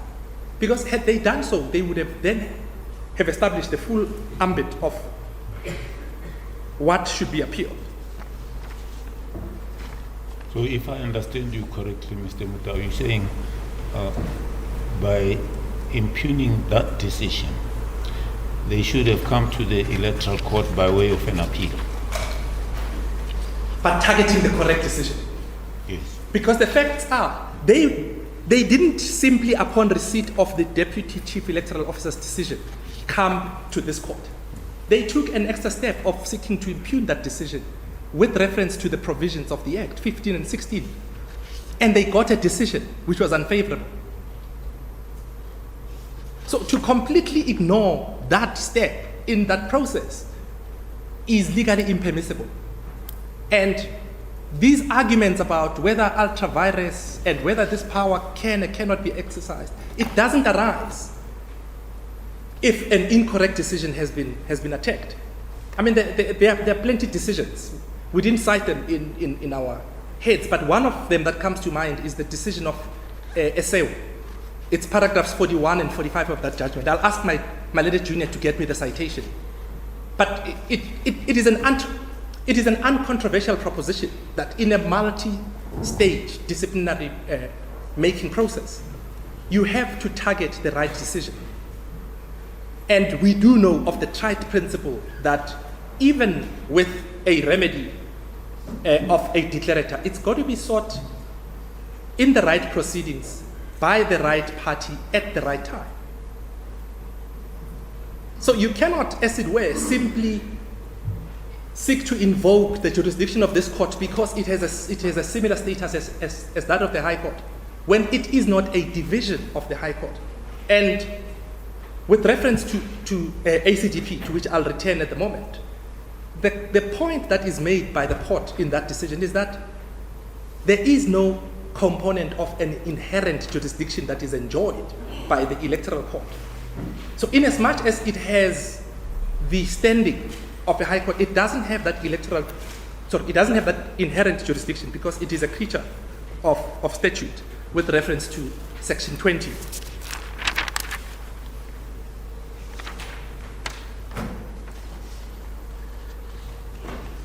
And if I may, yes, the citation in SAO. It's SAO and others versus Minister of Cooperative Governance and Traditional Affairs and others, reported in 2021, Volume 3, SA 593 SCA. It's paragraphs 41 and 46. But the principle that the court makes is that trite one. So we know on the facts, when the ANC was faced with the decision of the Deputy Chief Electoral Officer, they didn't say, because it is a legality review, we are going to court. They understood that it is a matter that is appealable in terms of the scheme of the Act. And having followed that, you've got to follow through. You cannot then seek to circumvent the decision that you received through that process that you elected and say, well, because there was no publication, because it's a legality review, it's an invocation of the court's constitutional jurisdiction. Those propositions may be fascinating, but they'll be relevant, we submit, in the right proceedings brought by the right party for the right reasons and seeking the right remedy.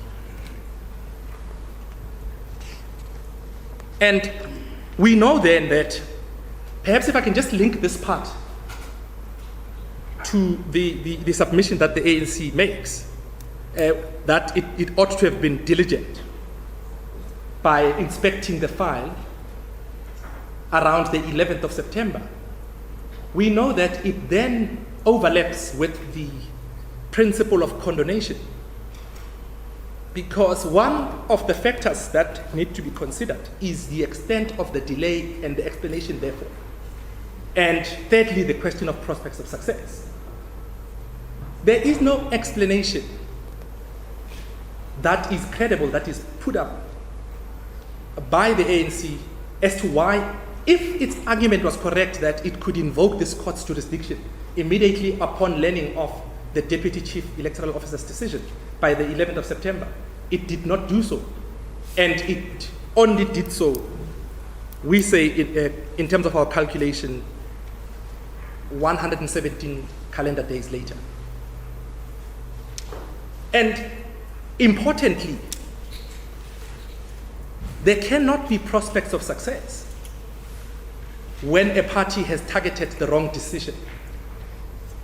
And in the absence of prospects of success, we submit the interests of justice as per the decision that we reference in Glenister, the second last paragraph in our heads, that the interests of justice do not favor the grant of condonation in circumstances where there are no prospects of success.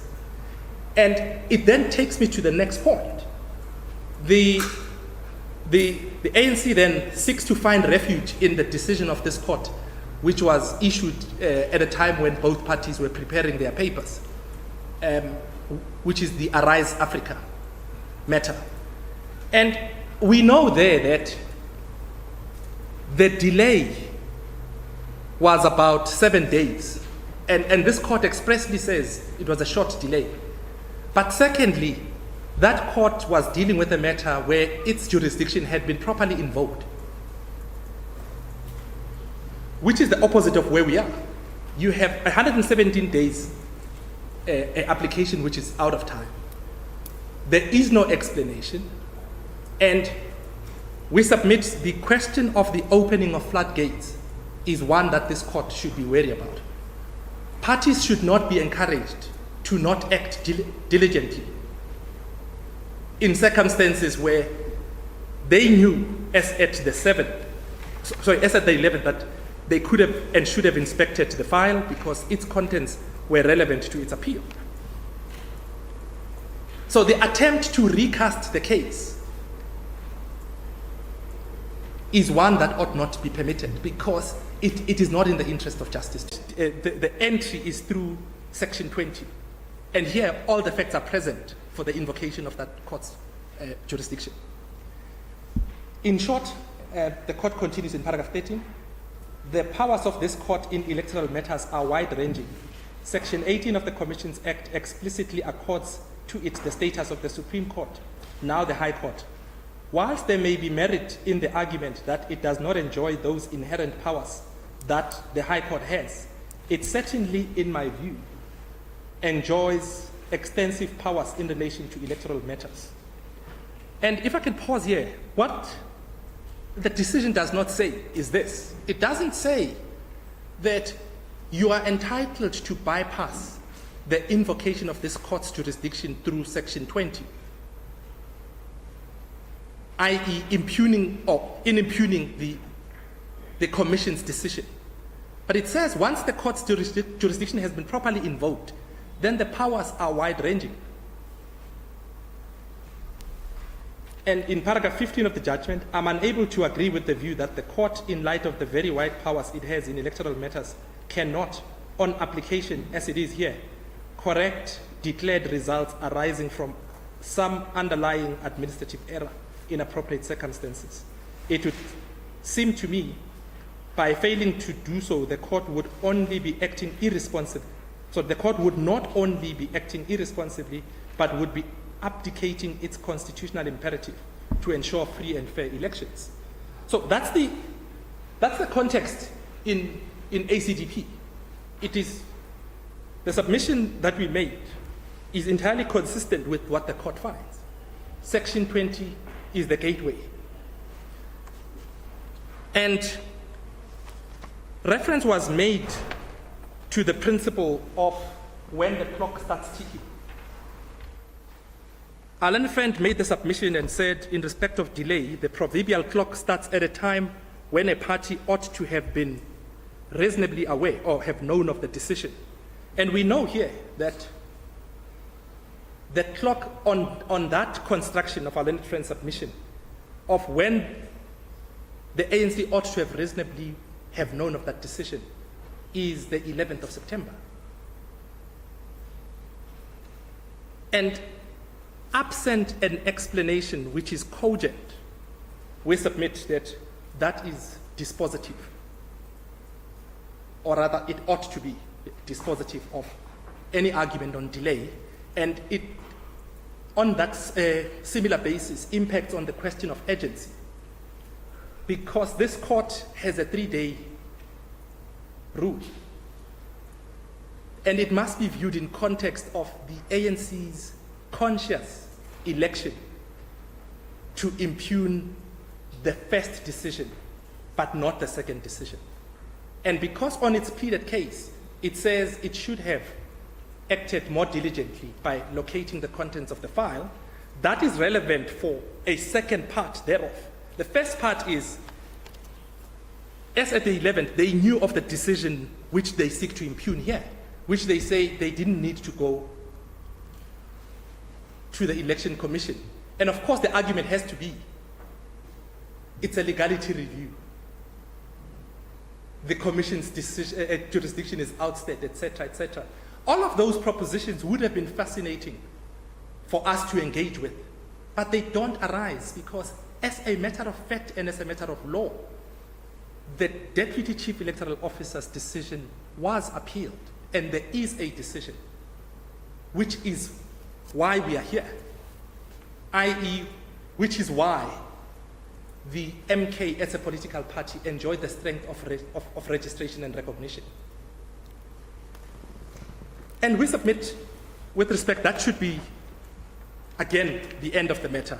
With reference to the Gijima decision, may we ask the court to have regard to the principle in paragraph 66 of Gijima, which is that the illegality, if undisputed and if it is clear, then the court ought to declare it as unlawful. Here, there is no clear and indisputed act of illegality. That issue does not arise. They didn't impugn the correct decision that they ought to have.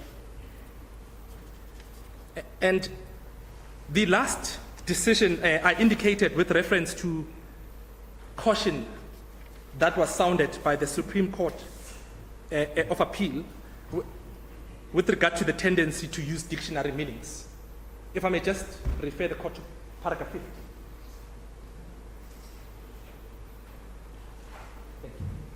50. I almost said my junior was sleeping on the job, but he had it. In paragraph 50, the SCA in the Capitec decision, to which I'll give a reference now, it says, Endumeni simply gives expression to the view that the words and concepts used in a contract and their relationship to the external world are not self-defining.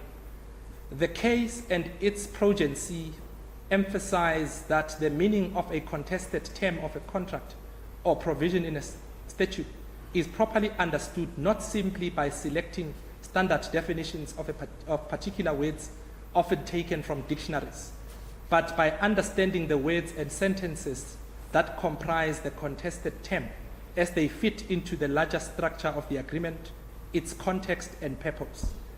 Meaning is ultimately the most compelling and coherent account the interpreter can provide, making use of these sources of interpretation. It is not a partial selection of interpretational materials directed at a predetermined result.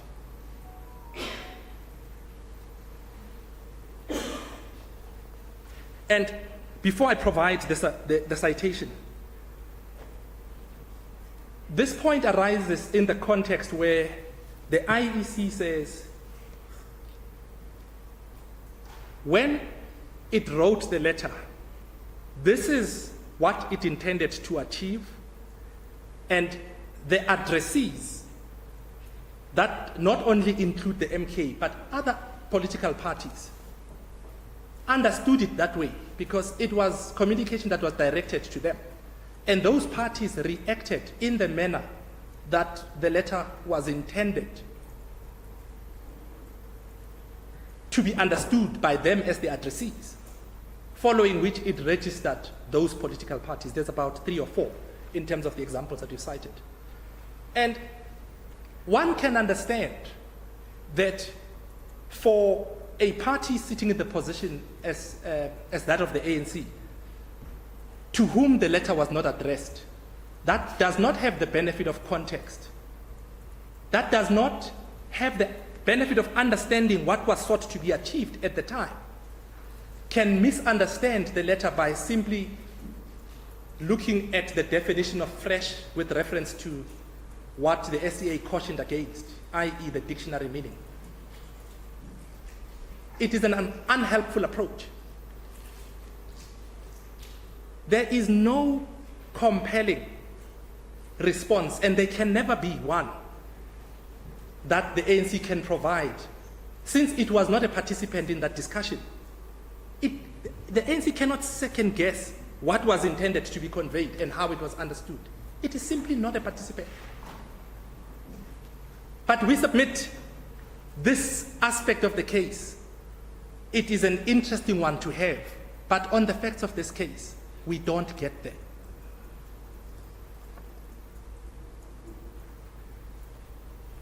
We would submit, as I indicated to the court, that I'm going to take less time than was allocated, unless there are issues that the court wishes me to address, and I'll take instructions from my clients and my attorneys to ensure that I've covered all the issues.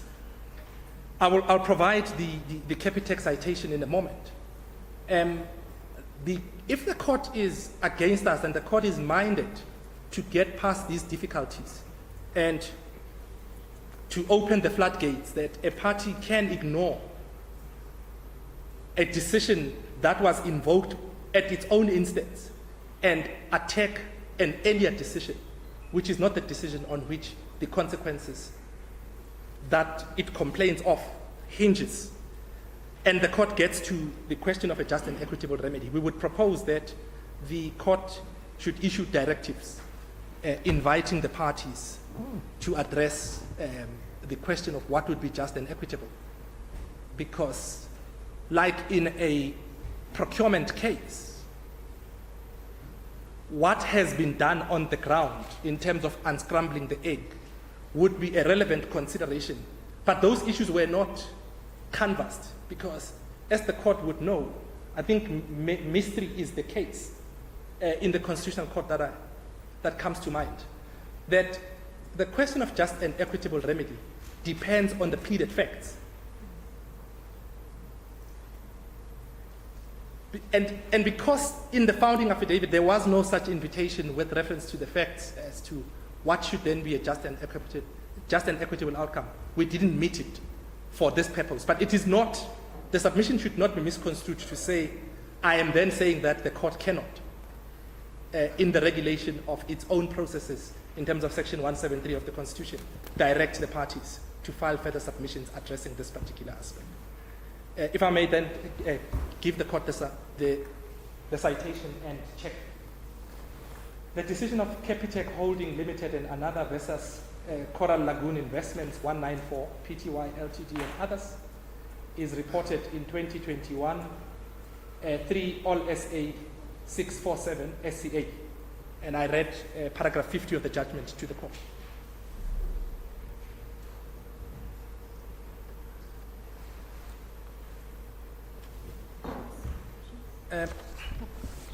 Justices and professors of the court, unless there is anything else that the court wishes me to address. Questions? Do you have questions? No questions. Thank you, Mr. Mataut. Thank you. Yes, if I may conclude that the fact that I had indicated that I'm not taking a dim view of the ANC's case is not an invitation for the court not to take a dim view of the ANC's decision, not to challenge the decision of the commission, which was brought about at its instance. Those are submissions. Thank you.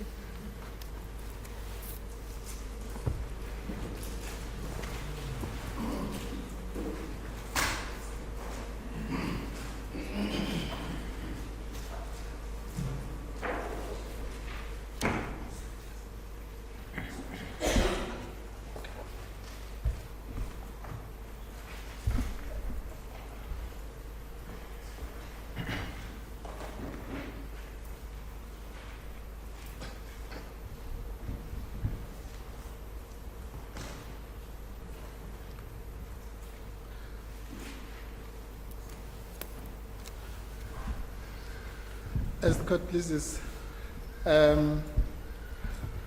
if I may just start with a housekeeping issue. We have prepared a bundle of authorities. We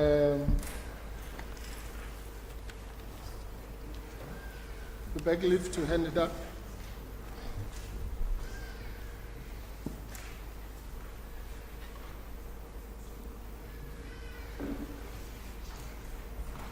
It contains merely some of the cases that we will refer to or that have been referred to, some of the key cases referred to in the heads.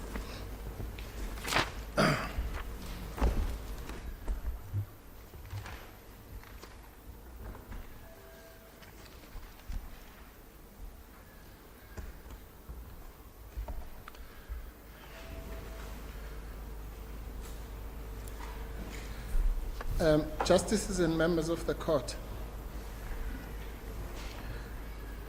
like my learned friends, I will address this matter in two broad categories. The preliminary points, of which I will pick 2 or 3, because some of them are really subsidiary to those. And then, of course, the merits. When we get to the merits, I will explain that actually there's one issue, which is the interpretation of the letter. The other issue about the failure to advertise really is another side of the same coin, because obviously if there was going to be a fresh application or a new application, as my learned friends want to categorize it, only then would the duty for another advertising, another gazetting arise. But what I really want to do to this court, members of the court,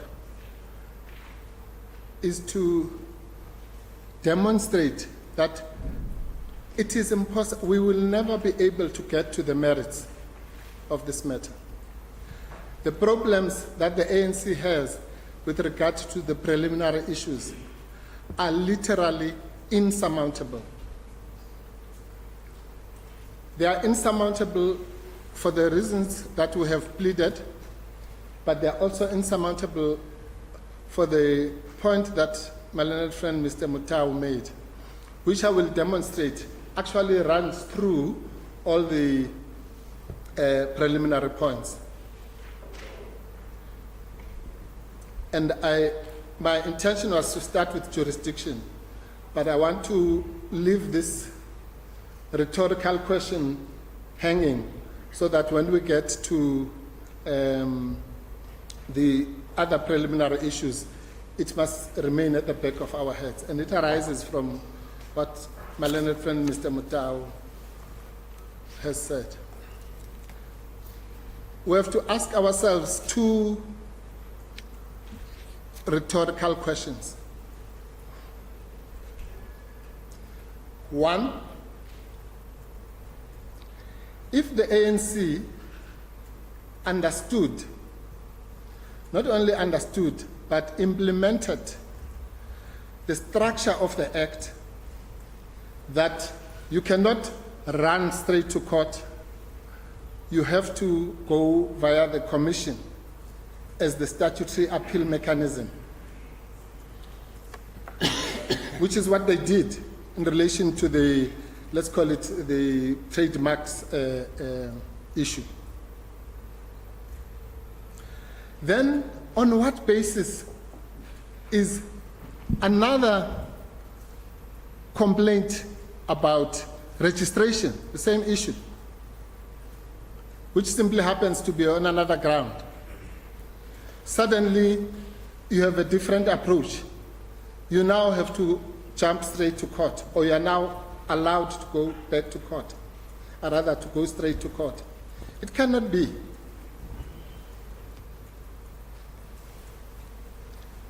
The second rhetorical question, which goes to the root of this, is we must ask ourselves, what would have happened if that appeal had succeeded?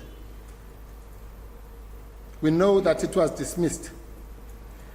If it had succeeded, I think my learned friends will concede we would not be here today. So the only reason that we are here is because they failed in that appeal,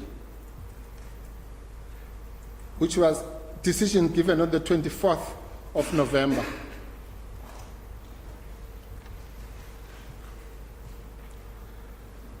But not only did they fail, and this comes to, I want to explain what my learned friend Mr. Mutau says is inexplicable.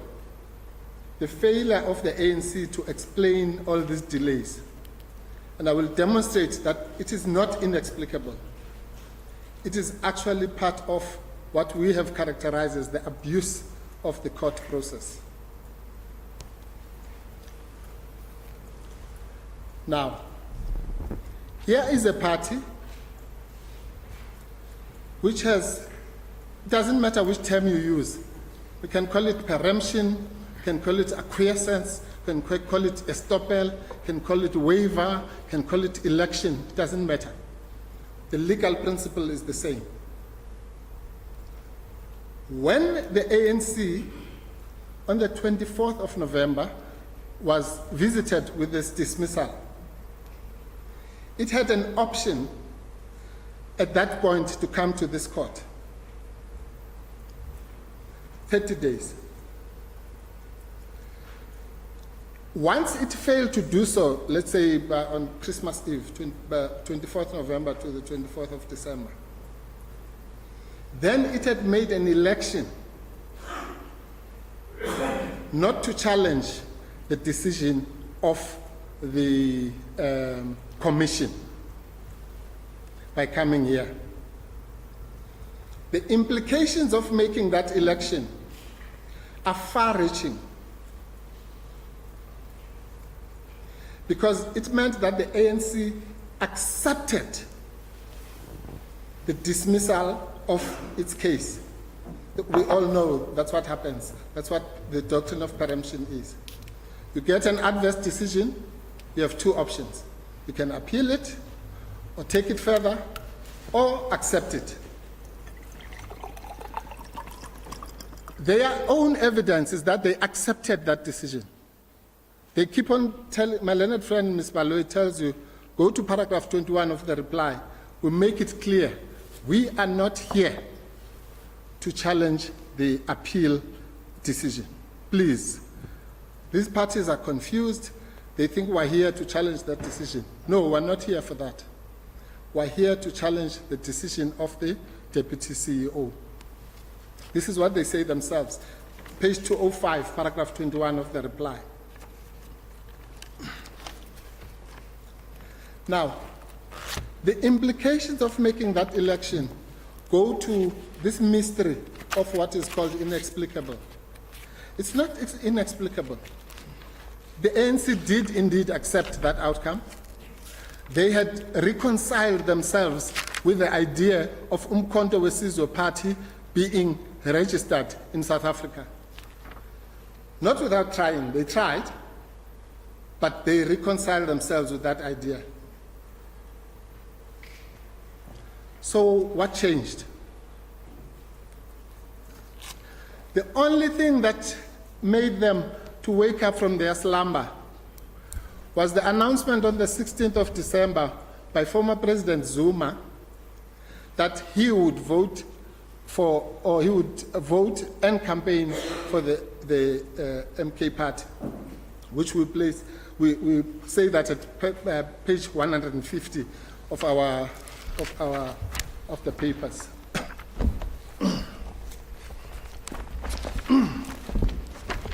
So it's not inexplicable. It's logical and it's completely inexplicable. What's inexplicable is their refusal and failure to come clean with the court and explain why they waited for so many months. At paragraph 5.19, we say that this application is merely a desperate political reaction to an announcement made by the former president on 16 December that he will neither campaign nor vote for the ANC, but do so for the MK Party, the third respondent. It is unconscionable to abuse our court in such a manner. Because there's no other logical explanation for a party that has said, look, we tried, we're not going to appeal, we're not going to take it further. And then suddenly they tell us literal stories about the festive season. No, the reason why we came late was because of the festive season. Please. Which festive season starts on the 7th of September and rolls on for months and months and months, and then you just wake up on the 7th of January. And my learned friend, Mr. Mutau, is also correct that this court really is being asked to do this. It must overlook the acceptance of the decision of the registration of the MK Party, and then it must also condone the lateness, which has not been explained by anybody. I don't know what the court is expected to do. It must make up the reasons why people who say that we learned about this on the 11th of September and we acted on it on the 20th. But we are coming to you, court, 4 months later in the following year. But we have no reason to do that except that there was a festive season and all sorts of unintelligible things. The court cannot do such a thing. So let's park that, because that also goes to in a way, touches on the merits. Why do we say that this court cannot reach the merits? There is simply no room to maneuver. Because the jurisdiction of this court, and I'll address the presiding officer's remarks about the legality review, by demonstrating that there's no legality review. This is just a contrived, it's actually a third case now that is being brought. The first case that was brought in the founding affidavit on the basis that there's a reliance on Section 20. When it was clear from the answering affidavits that that will not work, a new case was introduced in reply about Section 21 of the Supreme Court Act. When it became clear that that will not work, a new case has now been brought for the first time in court this morning about legality, Section 172, something you will not see anywhere in these papers. Section 172. So you can't, at best, then the parties should be given an opportunity to deal with this new case, which we heard about this morning, of Section 172. Let me cut it very short. In South African law, there are three types of declarators that you can get. The first declarator is in terms of Section 21(1)(c) of the Superior Courts Act. That declarator is intended for situations where you do not seek consequential relief. It's basically, courts always say, well, we're not here to give you legal advice, as to whether is this the law or not the law.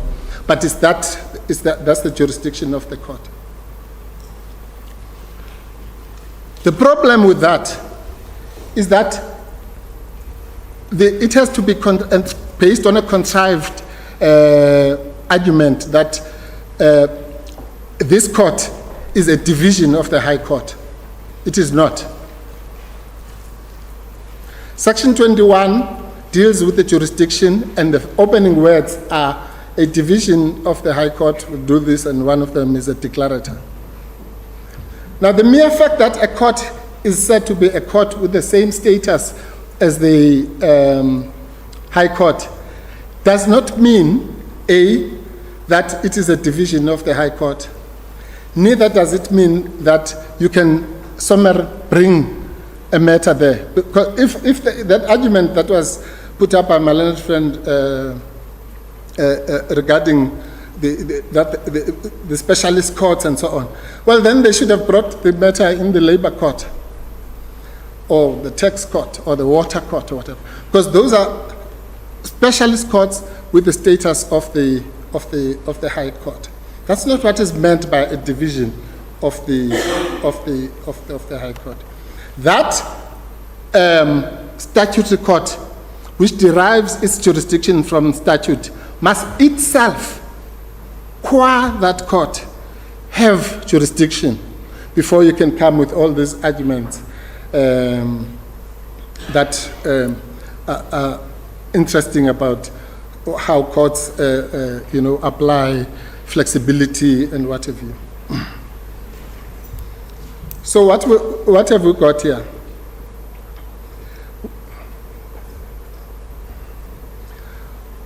We have a situation where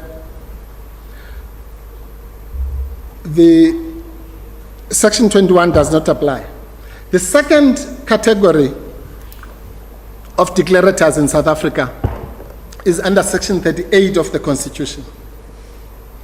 Section 38 of the Constitution says that whenever there is an infringement on your rights, you may come to a court, and I'm paraphrasing, and seek relief, including declaratory relief.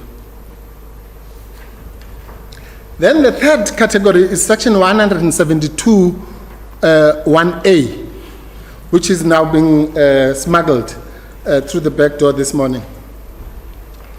But Section 172, 1A does not apply here, because Section 172, 1A says that whenever a court is faced with a constitutional matter, you can have a declarator of invalidity and so on. Again, I'm paraphrasing because of time. It is only if they had pleaded, not even Section 38, Section 172(1)(a), that the question that the presiding judge was asking would arise. Because as we all know, Section 172(1)(b) then says, once you have made that declaration, then you must have just and equitable remedy, which is just and none of all this has ever been pleaded. We hear about it for the first time here this morning. So the jurisdiction regarding the so-called declarator is absent, let alone the jurisdiction of the main prayer. And my lords, my lady, and the members of the court, it is not us who must speculate, or the court for that matter. We say you have no jurisdiction to come here. They, with their eyes wide open, say that no, you got it wrong. We are there in terms of Section 21 of the Superior Courts Act. They don't say anything about Section 38. They don't say anything about Section 172, except this morning. It can be. We can't litigate like that. But in any event, this is the clearest case, my lady, my lords, and members of the court. We don't need to twist our minds. This is not a situation like those jurisdiction mind twisters in Chirwa, in Kaba, and all those things in terms of the Labor Relations Act. Here, the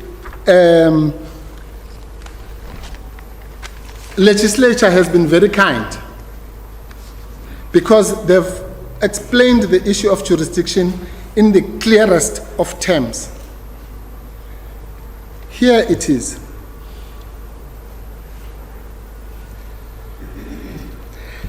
Section 20, bracket 1, bracket A of the Act.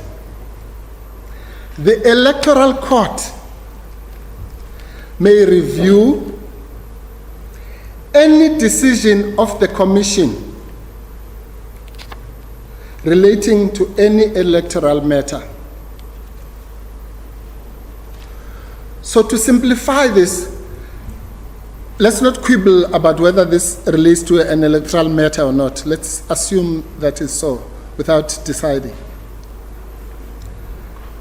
And we focus on these few words, that the Electoral Court may review any decision of the Commission. Is there a decision of the Commission before this court? No.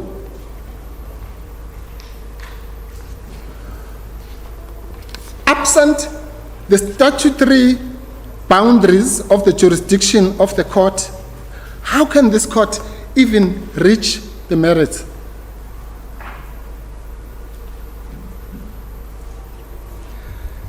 Is there a decision of the Commission? No. But what is worse, there was a decision of the Commission on the 24th of November, and that decision was left alone, knowingly. And now, when there's a decision which, on everybody's pleadings, is a decision of the Chief Electoral Officer or his or her deputy, it's common cause.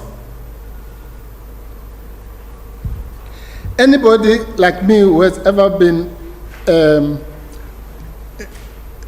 employed at a state-owned enterprise will know that there is an accounting officer in terms of the PFMA of such an enterprise, and the IEC has told us that they fall under the PFMA, those delegation of framework authorities is a PFMA thing. And then there's another body, which is normally a board if it's an SOE, called an accounting authority. A decision of the accounting officer cannot be the decision of the accounting authority.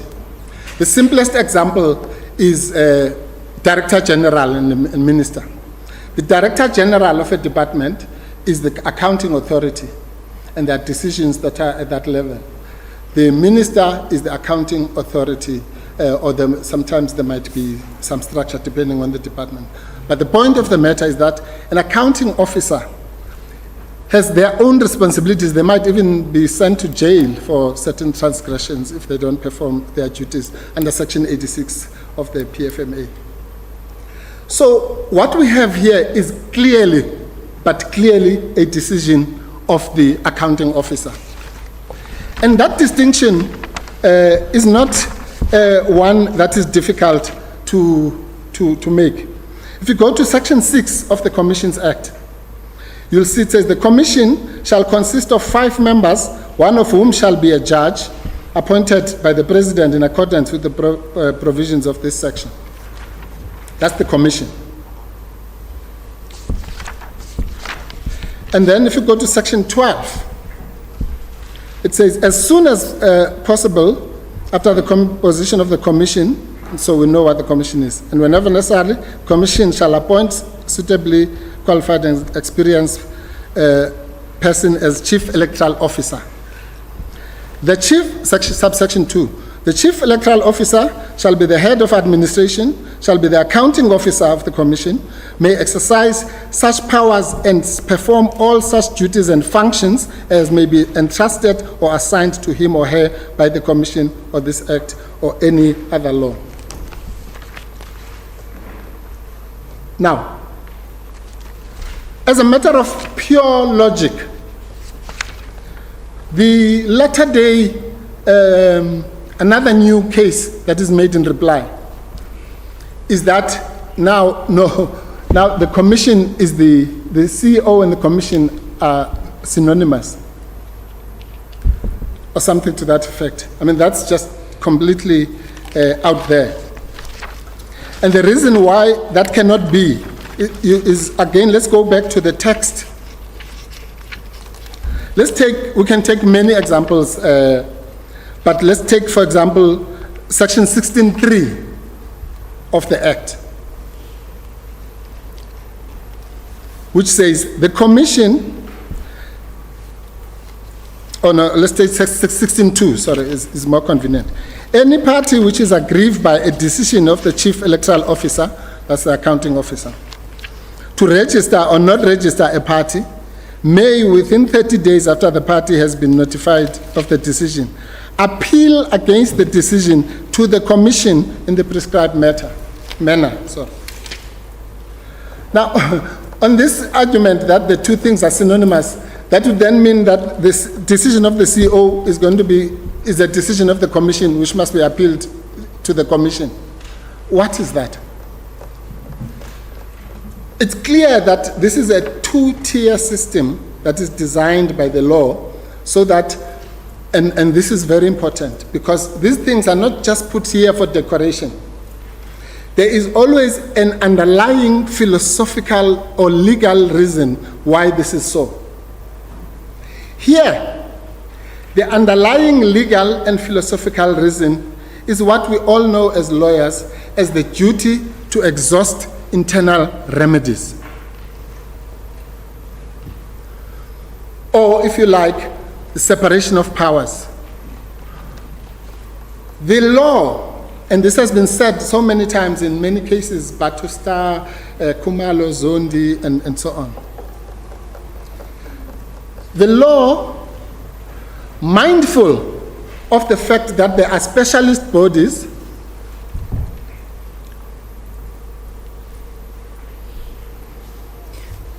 Please proceed, Mr. Okay, thank you, my lady. The law, mindful that there are specialist bodies such as the IEC, prescribes, let's put it that way, prescribes that when a decision is made at the level, let's say, of the accounting officer, you must then refer that decision to the specialists, the commissioners, They look at that decision, and once, if you are not happy, even at this second stage, then you go to court. So there's an underlying rationale why the court insists that a decision of the electoral officer within 30 days must be referred to the commission. Of course, we know that after that happens, if you're still not happy, you then go to court. So that's the reason. And that reason cannot be circumvented on top of it by a party that knows that the reason for that and has actually exercised it, as eloquently put by my learned friend, Mr. Mutau. So unless there can be some, and one cannot think of any, a way of going around the fact that this is not a decision, and on this we are all agreed, all sides. This is not a decision of the commission, but a decision of the chief electoral officer, which by the prescription of law needs to travel the road via the commission before it can ever see the light of day before this court. Now, there's an issue, I think His Lordship, Mr. Justice Adams raised this, maybe indirectly. And it is this issue about whether or not the trademarks issue is before us here. Now, that's a very interesting point, because, yeah, and my learned friends were quite correct. That issue is not before this court. But look at this. The issue that is before this court, if you ask that question in the other way, why was it not in that appeal, the Section 16 appeal? The only reason that that issue was not before that appeal is because the ANC failed to inspect the documents on their version until the 7th of January of 2024.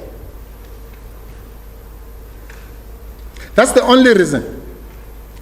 Because we have to assume that when they got the decision, and then they were, if at that stage they had done what a normal person should do, there's a decision to register Mkhonto Sizwe. What? Let's go and inspect the documentation. Then they would have found the letter of the 4th of August. Then that issue would have been formed part of their appeal, and it would have been dismissed or upheld or whatever. Now, they say no, understatement of the year. The ANC says we could have been more diligent, we accept that. No, you were negligent and you neglected your duty to do what should be done. Regulation 7 of the regulations, members of the Honorable Court, makes it clear. Regulation 7.2 of the regulations says, the register of parties and a copy of every document lodged with the CEO for the purposes of the registration of a party or the renewal of the registration of a party, the changes in registered names, abbreviated names, distinguishing mark, and so on, shall be kept for inspection by the public at the office of the Chief Electoral Officer. And any person may inspect the register, and if requested, a copy of the register to be made available free of charge during office hours. So the regulations have assisted all of us. If I see there's some party called the Sikakane party or something, then I get worried about it. I must then invoke Regulation 7.2 to go and inspect the documents, and they'll be given to me free of charge. The ANC failed to do this. And without any explanation, tell us that they only did it on the 7th of January. But this court must overlook all these things and give it a hearing.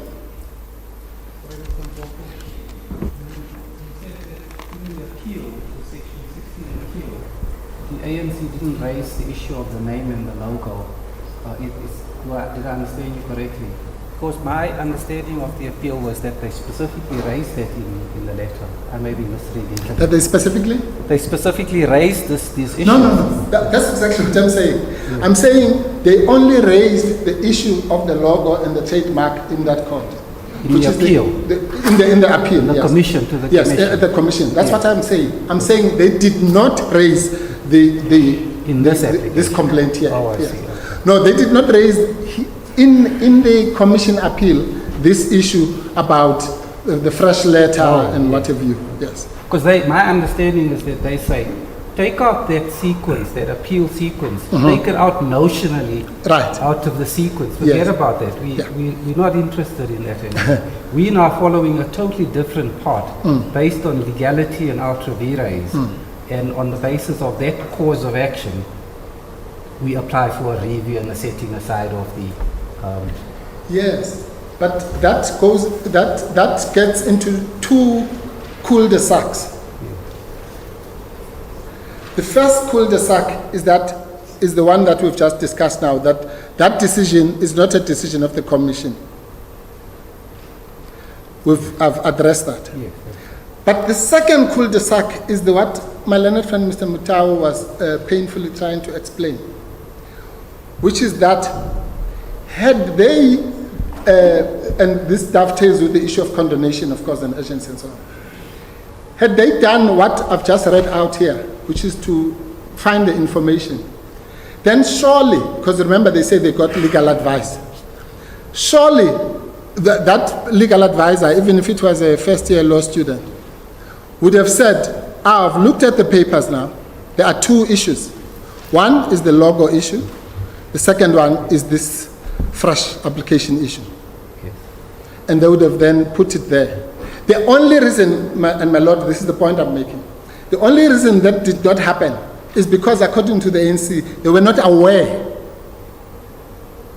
of the fresh application issue.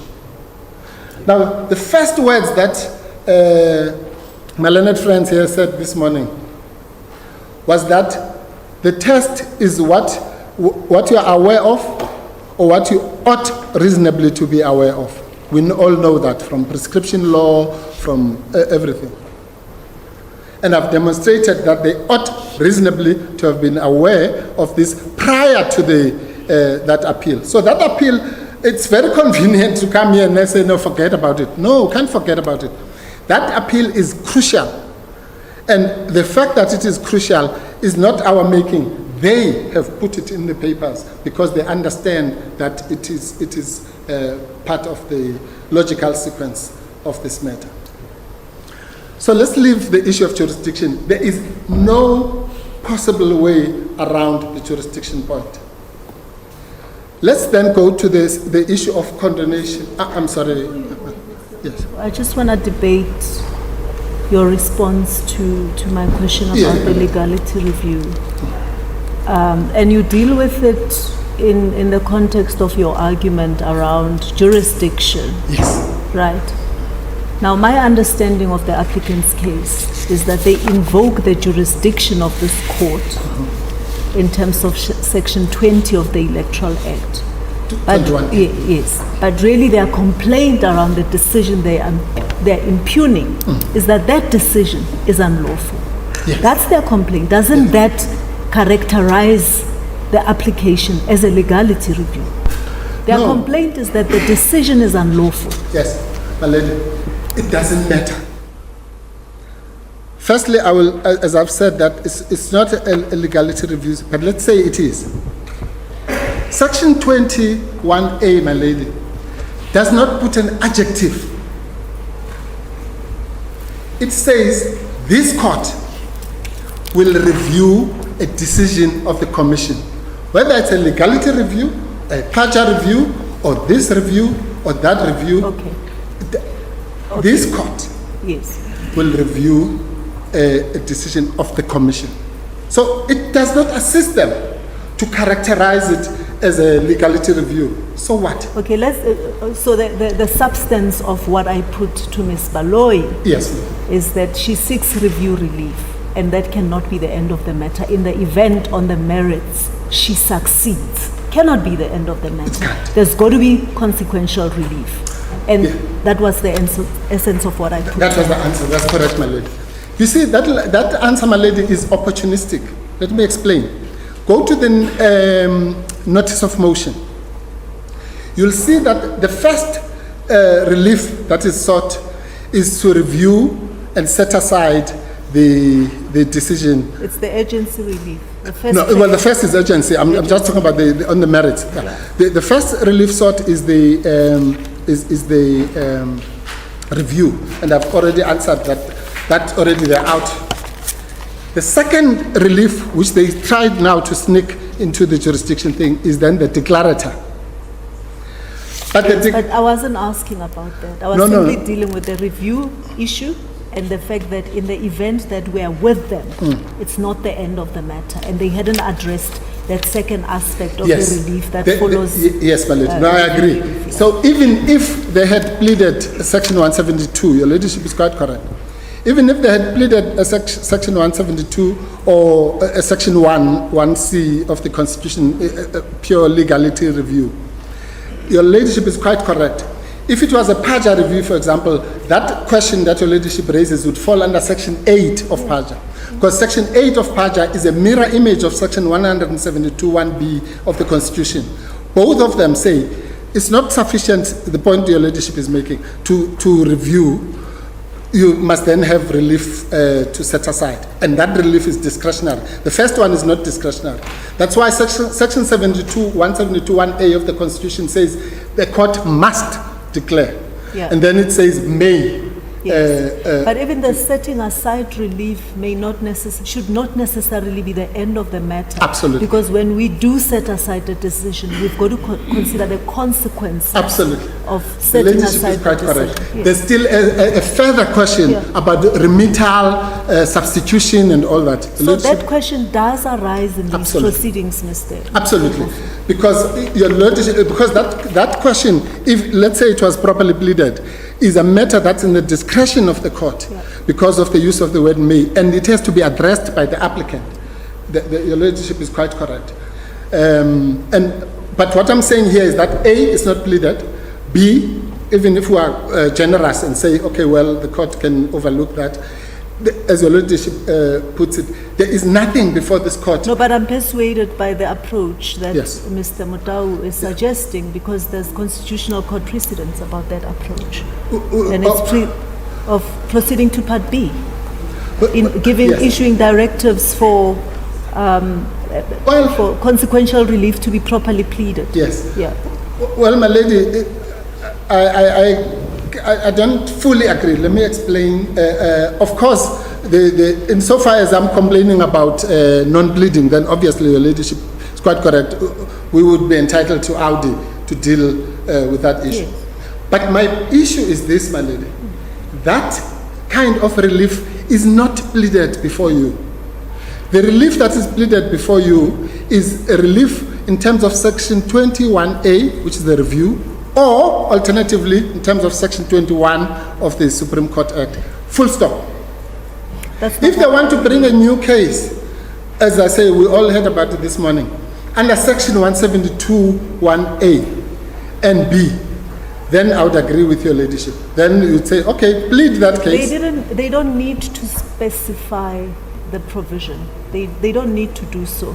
If they make out a proper case on the papers that the decision of the IEC is unlawful, then this court would be entitled to review that decision and to set it aside. And the court will have to be concerned about the consequences of setting it aside. Well, my lady, okay.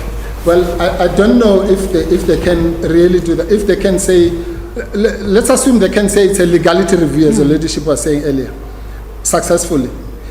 All I'm saying is that it's going to run into the same end of the road. That yes, it's a legality review of what? Of a decision of the Deputy Chief Executive. That decision is not reviewable. And that's by a this court. jurisdiction point. Right? No. It's now a substance point. I'm saying the decision of the DCEO is not reviewable before this court. And that's what Mr. Mukhale was trying to say in the morning when he talked about immunity. He mischaracterizes our argument to be saying, therefore, that means that a decision of the DCEO is not reviewable, will never be reviewed. I think that's what he said. No! How could we make such a ridiculous submission? Of course, that decision is at a theoretical level reviewable, but you cannot review it directly. It must first be a decision of the Commission. And how does it become a decision of the Commission? By the process of either an appeal or whatever referral. Of course, there's nothing, how can we say the decision is immune? There's no such thing. Even if it was a decision of the person who sweeps the floor, it can be immune from review per se. But the Act has prescribed what kind of decisions should be. It's like, my lady, I say an accident happens in Durban, and somebody brings the case in Cape Town, and then we say, no, this court doesn't have jurisdiction. And they say, oh, well, it means then you can just break my leg and I can never get recourse. No, you are just in the wrong court. You are, the harm that you have suffered is obviously justiciable. Of course, but if this court finds that it lacks jurisdiction over the relief sought, it's the end of the matter. That's it. Yeah. That's the end of it. That's why I was saying, my lady, one cannot conceivably reach the merits. In Makanya, this court said, the SCA, said that one must not mix up the merits of the case. Let's say they have the best, the most brilliant case in the world. One must not mix up that question with the question of jurisdiction. The question of jurisdiction is not whether you're going to win or you're going to lose. It is whether the court has the power to hear you in the first place. And Daba, this court, no, not this court, the Constitutional Court said in Daba, the best way, at paragraph 75, the best way to judge that question is to go to the pleadings. And what do the pleadings say? They are pleadings. They say we're here for a decision of the Deputy Chief Executive Officer. And don't make a mistake, they repeat it in reply in case we didn't hear it the first time. No, we're not here about any decision of the Commission. We're here about a decision of the DCO. To review it, legality, whichever way you look at it, but the one cannot move. Then quickly, let me run to the issue of, the leadership is quite correct, that should be the end of the case. But let's quickly go to condonation and agency. I'll do them interchangeably to save time, but because they are related. But here's the mistake that everybody makes in this court. When we talk about agency here, we're not talking about the kind of Rule 612 agency. We're talking about preordained statutory agency. So it's not something that the court can say, oh, well, okay, someone is going to die, and so on. Mr. Mpuku, I see that it's 1 o'clock. Yes. I'm quite happy to let him finish. If he's about to finish. If the court is mindful to take a break, can I just round off this point so that I go to the merits? Yes. Okay.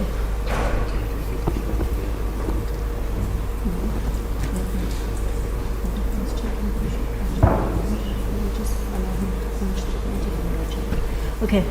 Thank you. Your suggestion is accepted. Your suggestion is accepted. So you round off the point and then you come back and deal with the merits. Yes. I want, when the court goes to lunch, to consider this the real scheme of things here. The issue of condonation arises from Rule 6 of the rules of this court. That's the rule that says you have 3 days to bring a review. But the issue of urgency arises from the Act. And these two things must not be confused. The urgency is at Section 20. Sorry. And my submission, of course, is that this party fails on both. But Section 20 is another simple, the draftsmanship of this law is encouraging.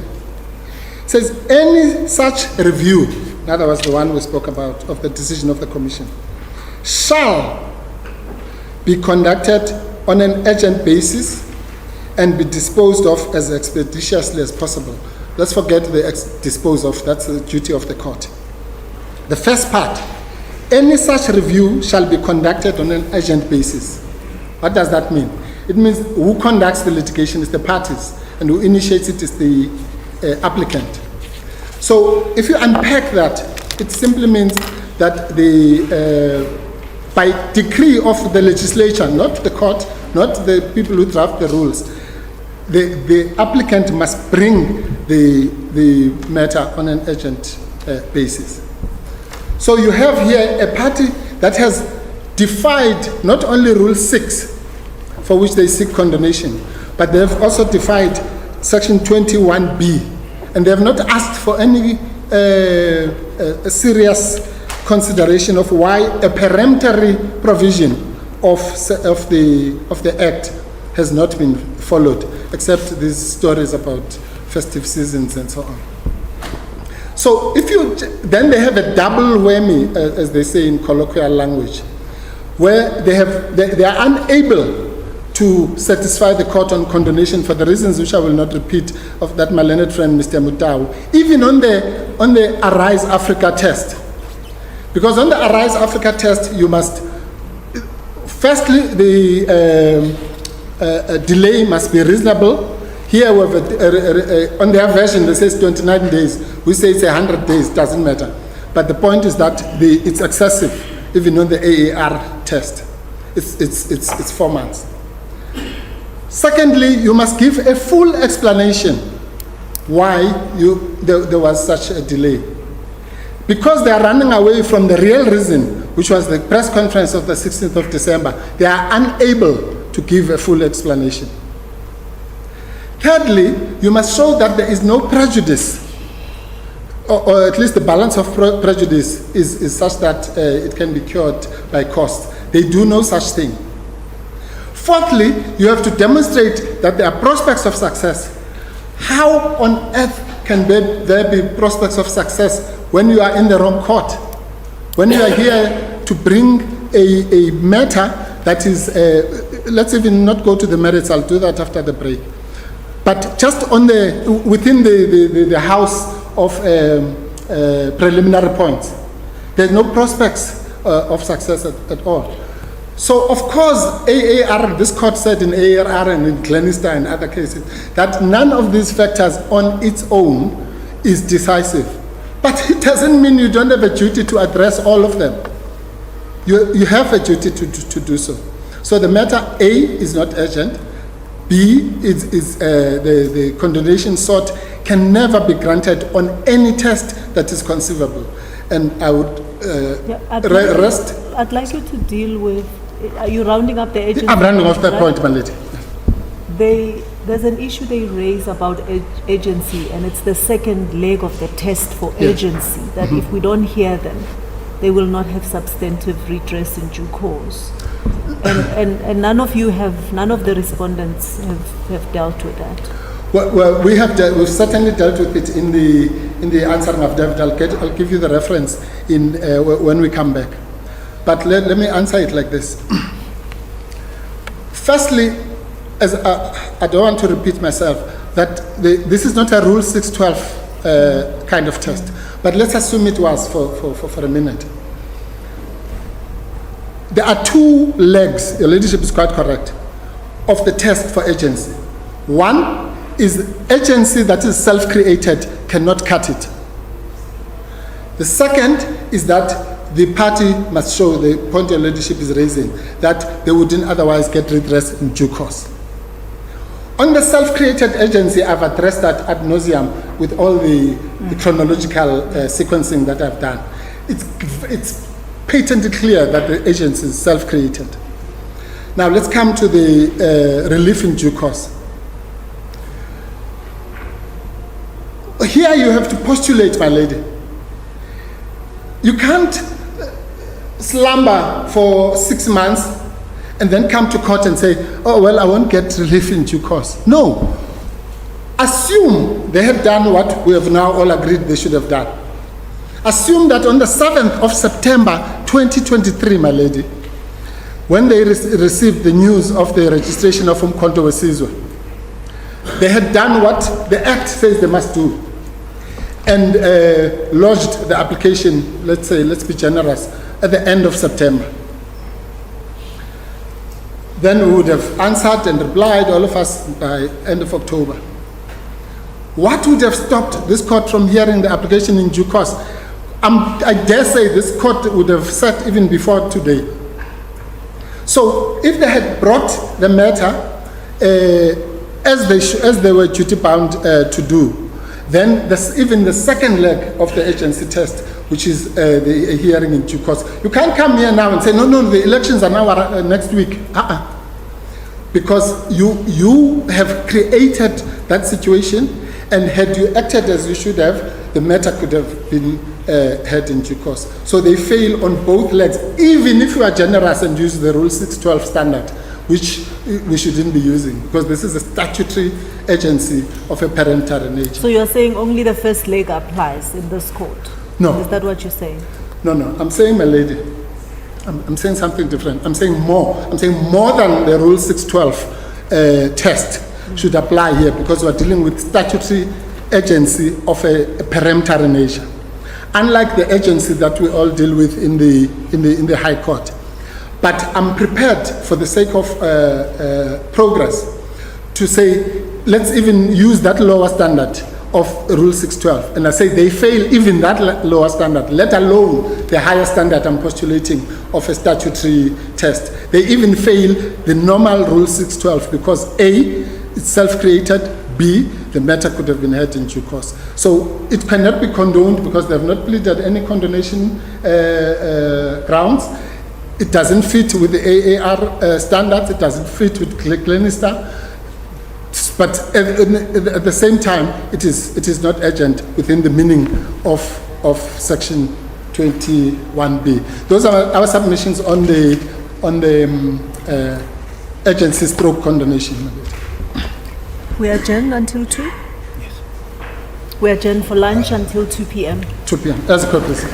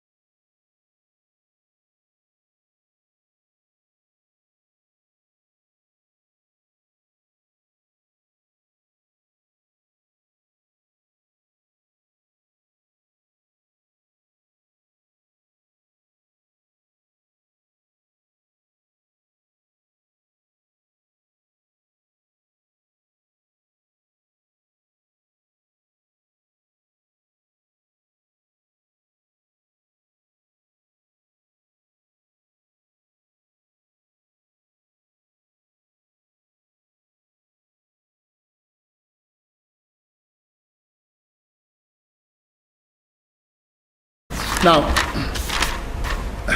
in other words, our anchor submissions on the preliminary points, which in our respectful submissions are completely insurmountable, is the issue of jurisdiction and then the issue of condonation stroke agency, as we discussed before lunch. Now, to transition to the merits, I'd like to read at page 198 of the papers.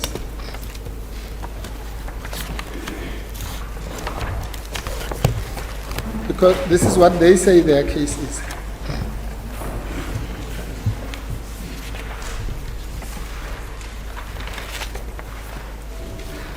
I was going to start at paragraph 20, but I've already made that point. That's the point about hearing for the first time on 7th of January.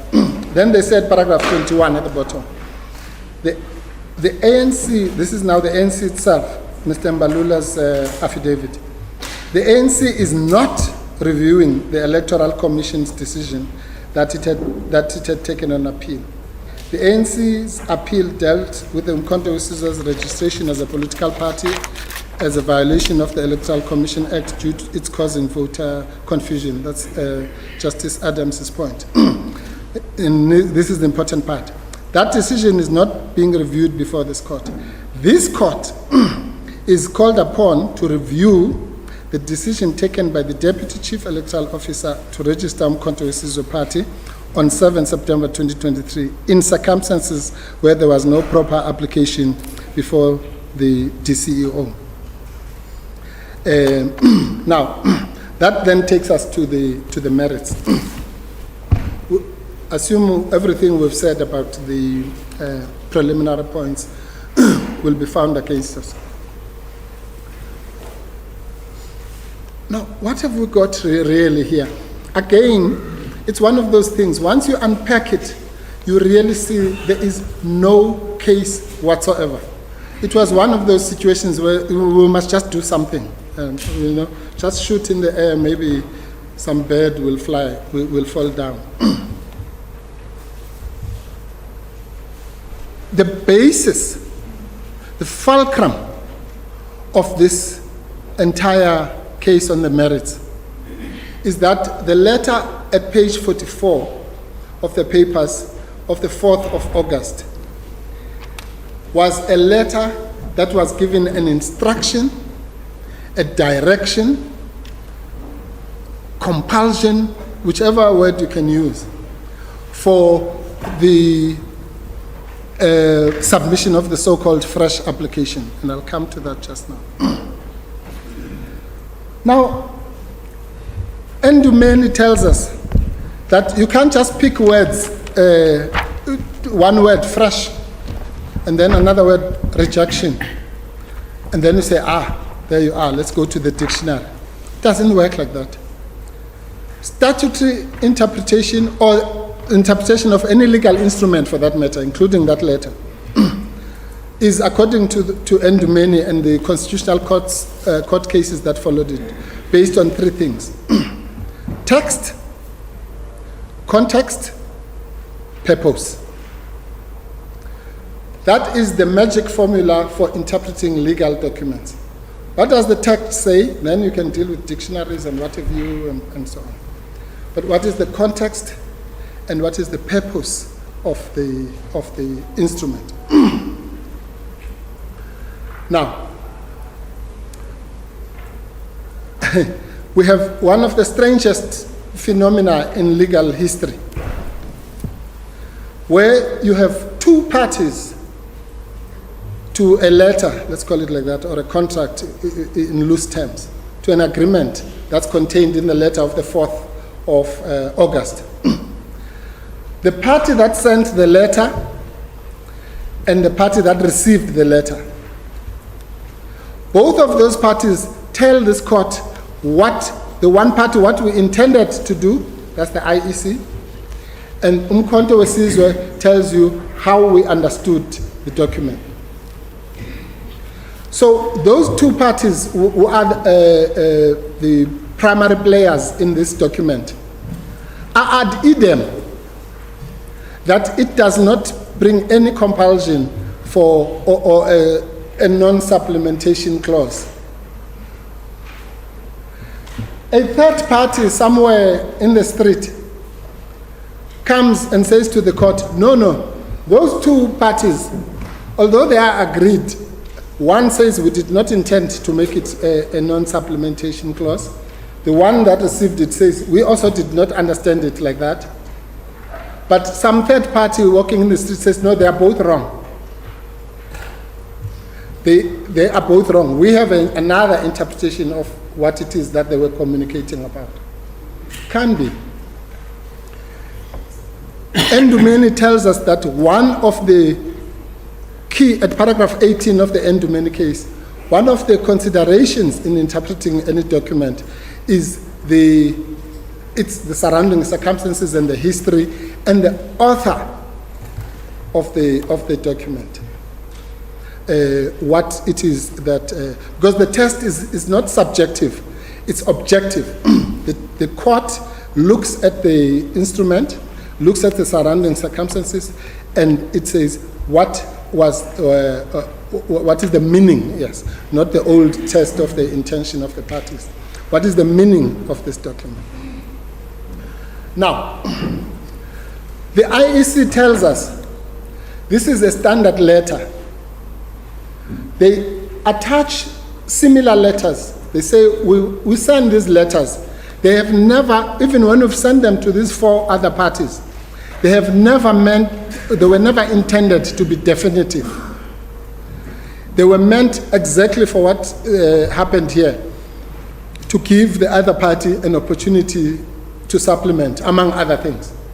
Of course, if the other party decides instead of supplementing, we're going to bring a completely different application, that's also fine. So But- would it be fair? Would it be fair for, an onlooker to say whether it was supplementary or it was a fresh application or an old one retrieved, there was an application before the CEO? Yes, thank you, Justice Shomwe. That's the nub of their case. That question, which is central, because they couch their case in those words. In other words, the illegality is the fact that he made a decision when there was no application before him. My Lord, that cannot be. As I say, when the IEC, the author of the letter, says that this was not what my learned friend, Ms. Baloyi, a signal of putting that stamp on the letter, on the file, rejected. Let's put it in file number 5 or whatever it is. No. The intention was, among other things, to invite them to cure or remedy the defects. How do we know that? You see, for the ANC to get away with this new meaning, you see the giveaway is in the founding affidavit. You see this thing growing. At some stage they say the IEC recommended a fresh application. Then they realize, no, this is not good enough. Then in another paragraph they say, no, the IEC said they should give a fresh application. And then in another paragraph they say, no, they were directed. So it grows and grows in front of us. But the truth is the first thing, that it was recommended. And you'll find that in their, sorry,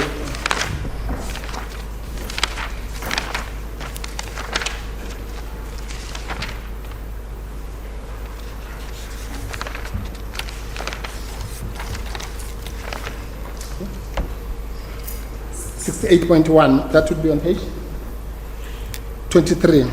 Thank you.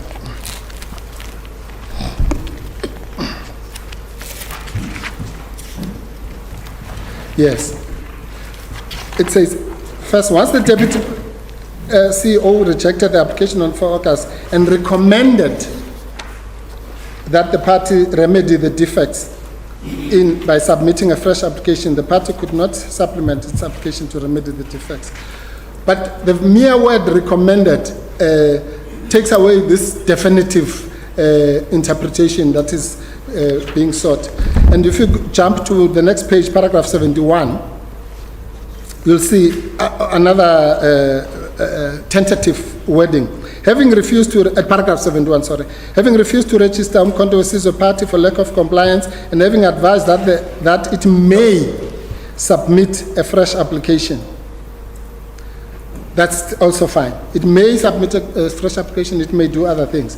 But then all of a sudden, look at paragraph 72. It was also legally impermissible for the Deputy CEO to consider the supplemented application when that office had already directed that a fresh application had to be made. Where does that come from? And then at paragraph 76, they say they should file. Now, all of that creativity, to be generous, is because the letter itself is clearly, there is no reading of the letter that makes it this injunction and the law of the 12 tables. Let's look at the letter at paragraph 44. I'm sorry, page 44.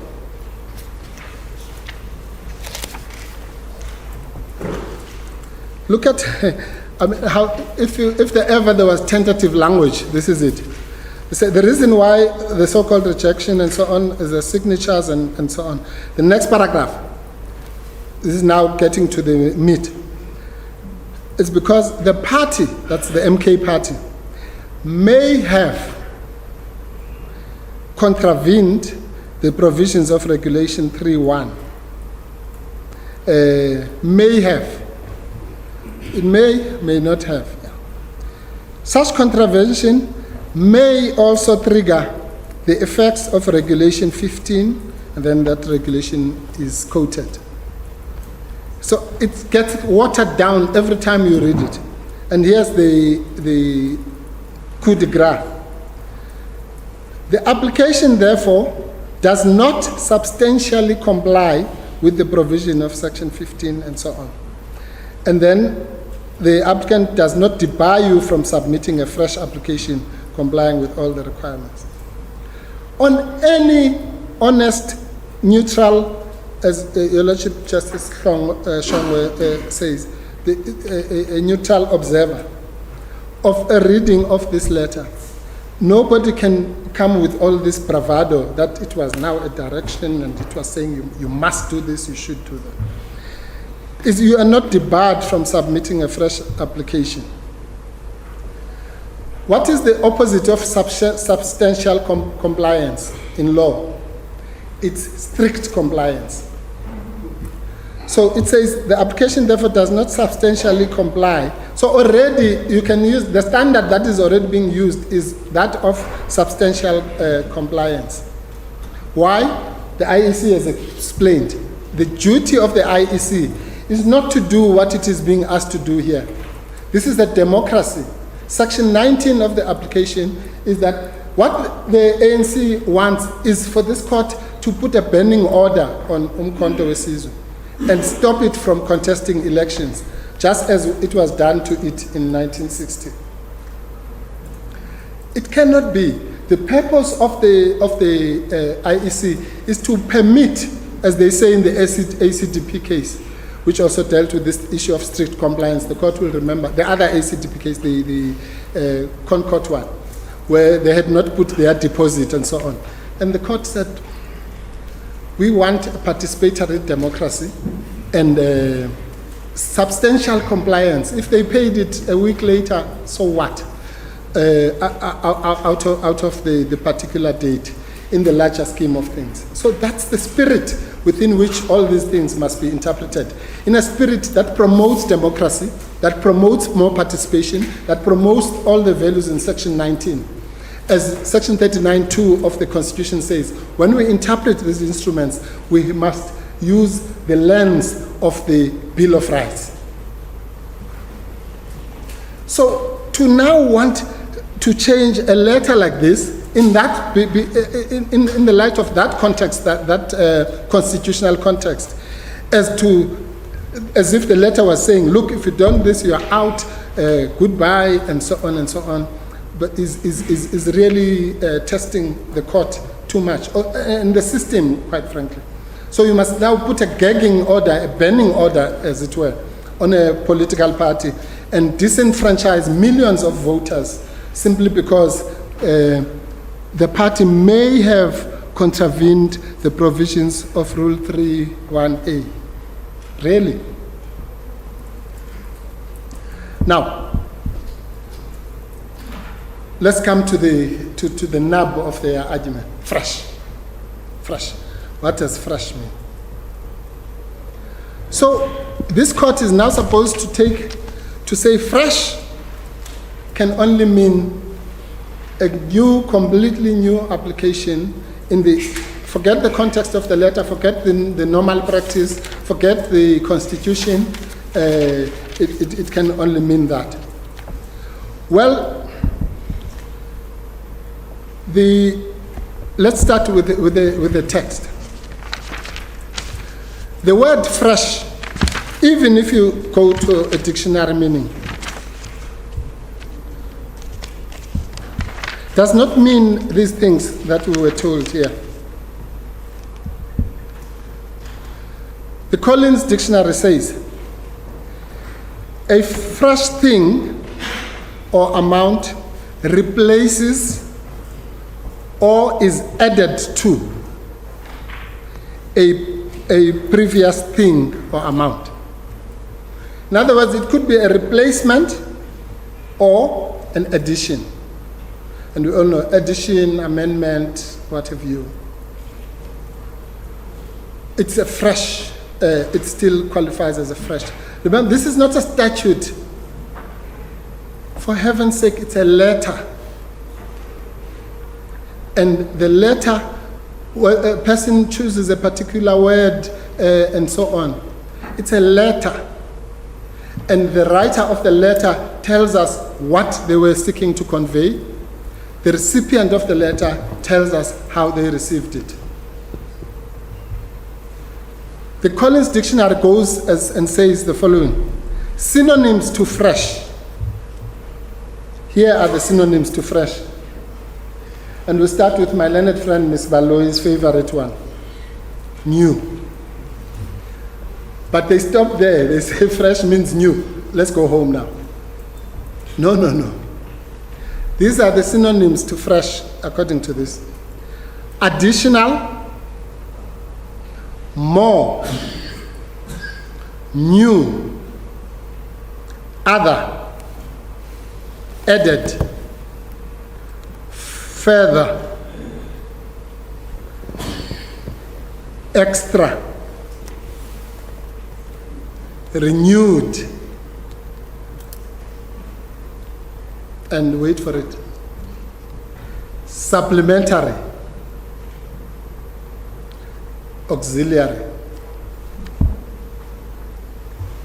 So even on an ordinary interpretation, taking into account that this is a letter we're talking about, and Justice Strong will raise this point, but the fresh thing, even if you take it for at face value, does it then exclude supplementation? It's clear that it doesn't, because the meaning of that word includes. Yes, I concede, my learned friend, one of the meanings is new. But one of the meanings is also supplementary, which is what was being asked for and what was done. Not just it's not as if the IEC is favoring Umkhonto weSizwe for some reason. This is what they do since 1994 until today. If a party, they give them the letter that says you are not debarred from putting a fresh application and so on. And parties supplement. Those who want supplement, those who want bring a new application. But none of the two things is excluded. Yes, Justice Adams. The emphasis on this particular letter of the 4th of August 2023 is the purpose of that emphasis to interpret section 15 or what is the point of all of this? And if it is that not the same as asking a witness to say, what do you think of this particular provision? Absolutely. And is the emphasis justified by either one of the two parties? Absolutely. Thank you, my lord. In fact, I was going to come to that because this takes us away, and to be fair to the ANC, it's something that comes out of their heads. The answer to that, I'll find it now, where they say that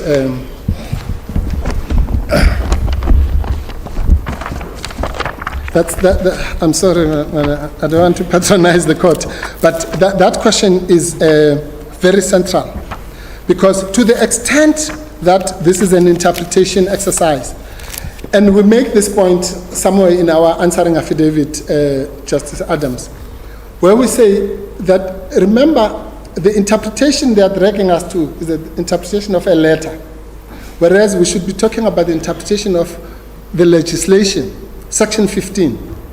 And that's fatal to the ANC for two reasons.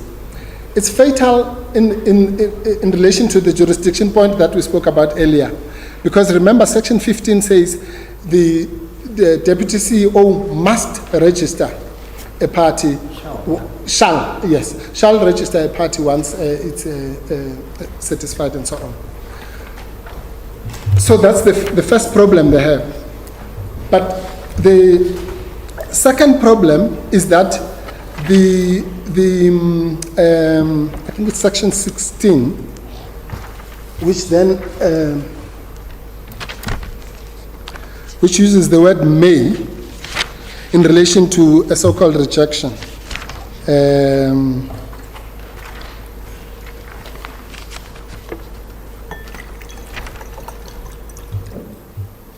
Yes, Section 16(1). Justice Adams, you see there, the Chief Electoral Officer may not register a party in terms of Section 15A and so on, and then it gives those things. So clearly now we're in the land of discretion when it comes to rejection. Whereas if you juxtapose that with Section 15(1), we're in the land of directory and peremptory language. So this, that question really goes to the heart of this matter, as to what is this so-called illegality that let's assume the jurisdiction point is wrong, and this decision can be reviewed. What is this illegality that the Deputy CEO is supposed to have done? Writing a letter? Or has he strayed anywhere outside of Section 15, the wording of Section 15(1) or Section 16 of the Act? And the IEC makes the point correctly that this so-called deficiency is not even one of those that are spelled out in Section 16, even under the word may, as the rejection grounds, for lack of a better word. So it becomes a merry-go-round that the Deputy CEO has done that which he or she, well, he in this case, is empowered to do.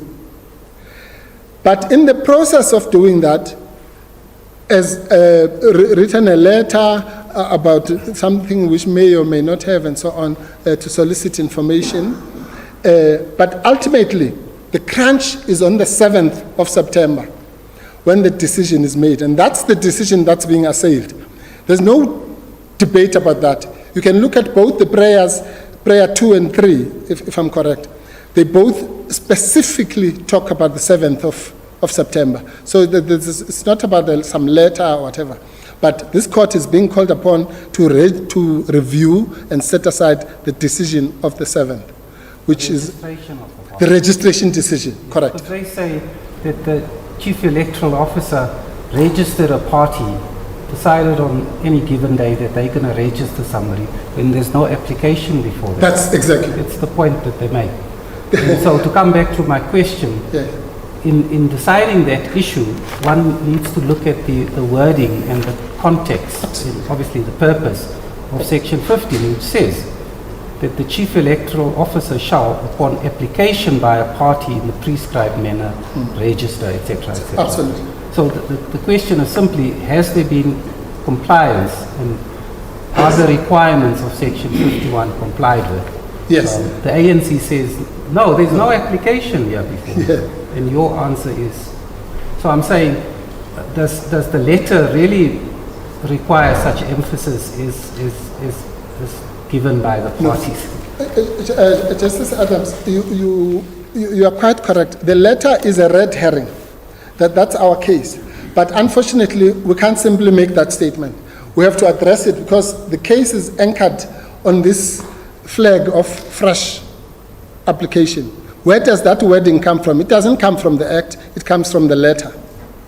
So it is the ANC that has chosen to peg its case on this, some word extracted from some letter, instead of going to the Act, which is what they should do, and say, has there been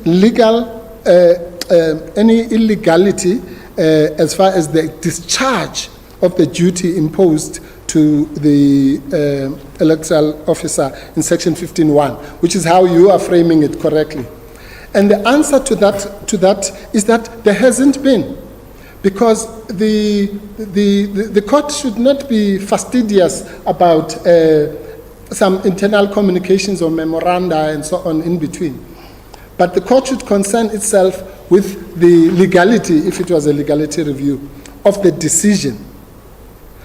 Now, that is why, my Lord, then they are forced to say, no, there's no application before the and quite frankly, that's probably their best attempt.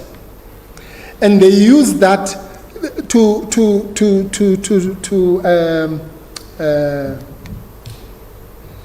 give that some respectability. Then they use the functus officio rule. In other words, the argument goes something like this. Once you say in the letter, I've rejected and I want a fresh application, then, as I say, it's gone to file H or whatever it's called, and you are functus. That's the fallacy of the argument. But we all know the functus officio rule is itself not a fixed rule. It has exceptions. One of the exceptions is that the decision must be not final and reversible or revocable, whichever word you use. Now that's the answer, the question. It comes to that. Even if you use the letter, was that decision revocable? Obviously it was, because among other things that it was calling for was the supplementation of the information. So even if you used this artificial argument of wanting to say no, there were functus and therefore there's no application in front of them, it doesn't work on the text of the legislation and the proper reading of the letter. Well, the ANC also says Odekral. Sorry? Oh, no, Odekral is a point against them. Odekral is a point against them. Odekral says, my Lord, that in fact, Odekral even hits them on the jurisdiction point. I'll explain how. Odekral says a decision such as this one, the registration decision of Umkhonto weSizwe, is in the eyes of the law valid and operational unless what happens, or until, not even unless, until it is set aside by a court of law But here's the catchwords which come from the Mirafong case. You'll find them in Mirafong, you'll find them in Odekral itself, and you'll find them in Kelland. It says, set aside in a case brought by the right party in the right proceedings. That's where Odekral stings them. So that decision, if it is brought by the wrong party, in the wrong proceedings, in the wrong court, the decision for the registration of Umkhonto weSizwe stands. So the Odekral point is fatal to the case of the ANC. Because if they can't even pass the first hurdle, and let's assume for argument's sake there was something wrong with the decision. The law, for policy reasons, this comes from the old common law, which says that a decision shall stand until such time that it is set aside. It's an artificial, it's one of these things that we do in law to create certainty.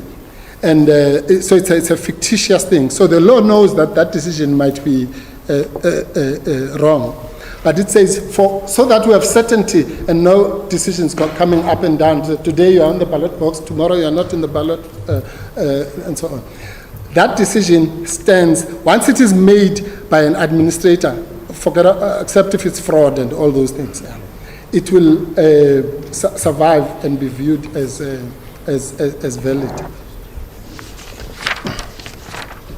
So, Odekral, far from being a refuge, is a place they should run away from.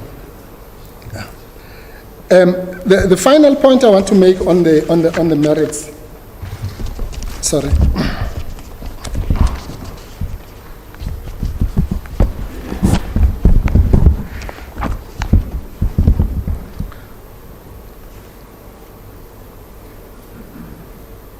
Yes, okay, I've already made this other point about my learned friend, Ms. Baloyi, said the letter unequivocally communicates a rejection. I've addressed that. It doesn't do any such thing. Now, just to again emphasize a point that I've already made. In the law of contract, we have something called the doctrine of quasi-mutual assent. That doctrine addresses the point I was making earlier about the parties to the contract. So the doctrine, if you simplify it, says the following. If I'm selling this item to my learned friend, Mr. Mutau, and we both, our minds meet that this is what I'm selling to him. But for some reason in the contract, we say, no, I'm selling this.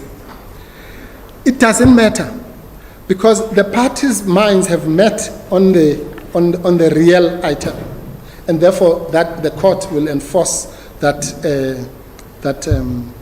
So I'm saying by similar logic, and I know we're dealing with the statute and the letter and so on, but by similar logic, once the IEC, with all the constitutional editorial that goes with it, says this is what we intended to do.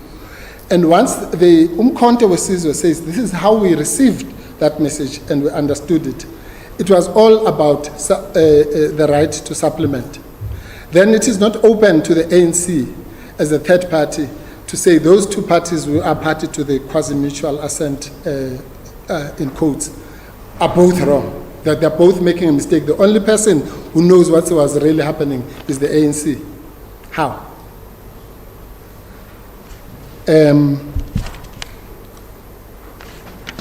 If I can just check with my... Now, sorry if the court will just bear with me. Just want to make sure I'm not leaving.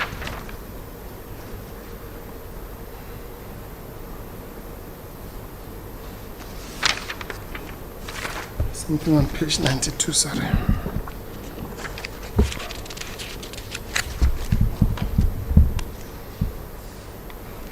Right.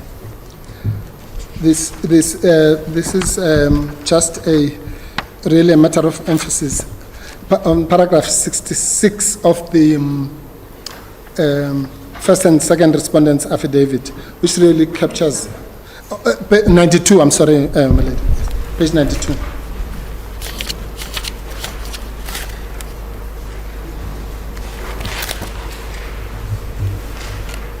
This addresses Justice Adams' issue about the application before, whether there was an application before them. 64, I won't read. Say, 65, we've already covered. 66 says, as further explained above, the 4 August letter did not deprive the Deputy Chief Electoral Officer of his power under Section 15(1) of the Electoral Commission Act to register Mkhonto Wesizwe as a party pursuant to a supplemented application in the prescribed manner and form, which addressed the deficiencies identified on the 4 August letter concerning the signatures.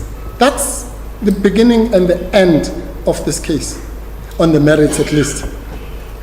As the court pleases. Those are our submissions. We are indebted to the court, and we therefore would implore this court to dismiss this matter, firstly because it is premature, to use legalese, to bring it to this court before it can go to the commission. So it's in the wrong court in that sense. The court lacks jurisdiction. In any event, even if the court did not lack jurisdiction, the condonation of the 3-day rule contained in Rule 6 is at best wishy-washy and does not even approximate to meet the requirements that we have in Clandestine, in Africa Arise, and all the other usual cases, Gijima, and so on. But even if that condonation could somehow be granted, the matter is not urgent in the sense that is envisaged in Section 21B. Because my learned friend says, no, matters of this nature are inherently urgent. That's not what that section says.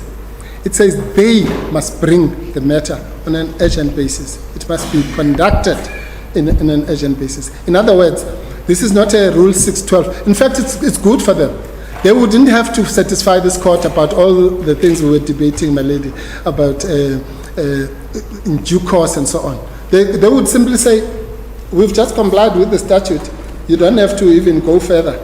But they've failed to do so.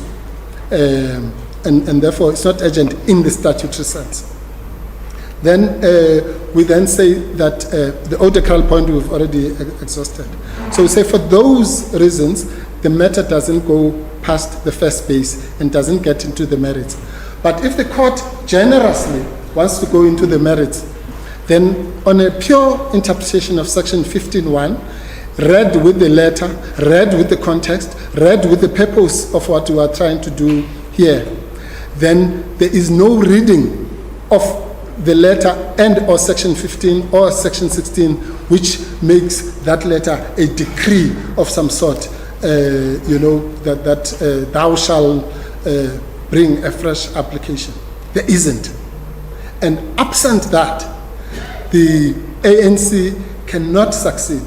And because in doing this, it has abused the process of this court and brought a matter knowingly, because we know by its past conduct that it knows that this matter must first go to the commission, but knowingly and disingenuously not telling us the real reason and the real trigger for the application, and giving us wishy-washy stories about festive season, when the real trigger of this is the fact that there was an announcement made on the 16th of December, which then made them to want to reverse their own acquiescence, peremption, waiver, election, no longer to further pursue the registration, or rather the alleged defects in the registration.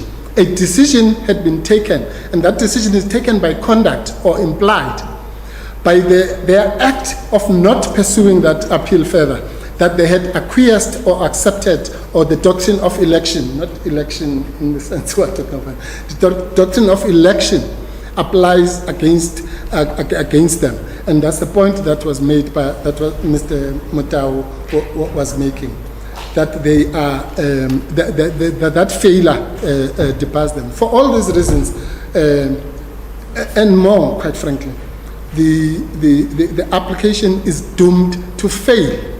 And there is no further way out. Even, and I say this with due respect, even if the proposal of the presiding officer were to be implemented, which of course we would all comply with, which is to say, okay, you can't bring a new case, and the court is quite correct, you can't bring a new case without allowing the other people to deal with it and so on. And therefore you must deal with the section 172(1)(b) point and give us an opportunity. But with the greatest respect, that will be a further waste of this court's time. Because assume that they do that, assume that we respond to it, assume that we whatever. How on earth is that exercise going to go around the question, is this a decision? Assuming it's the worst decision you've ever seen in your whole life, is this a decision of the commission as prescribed in the jurisdiction conferring section of the Act? The answer will always be no. Thank you.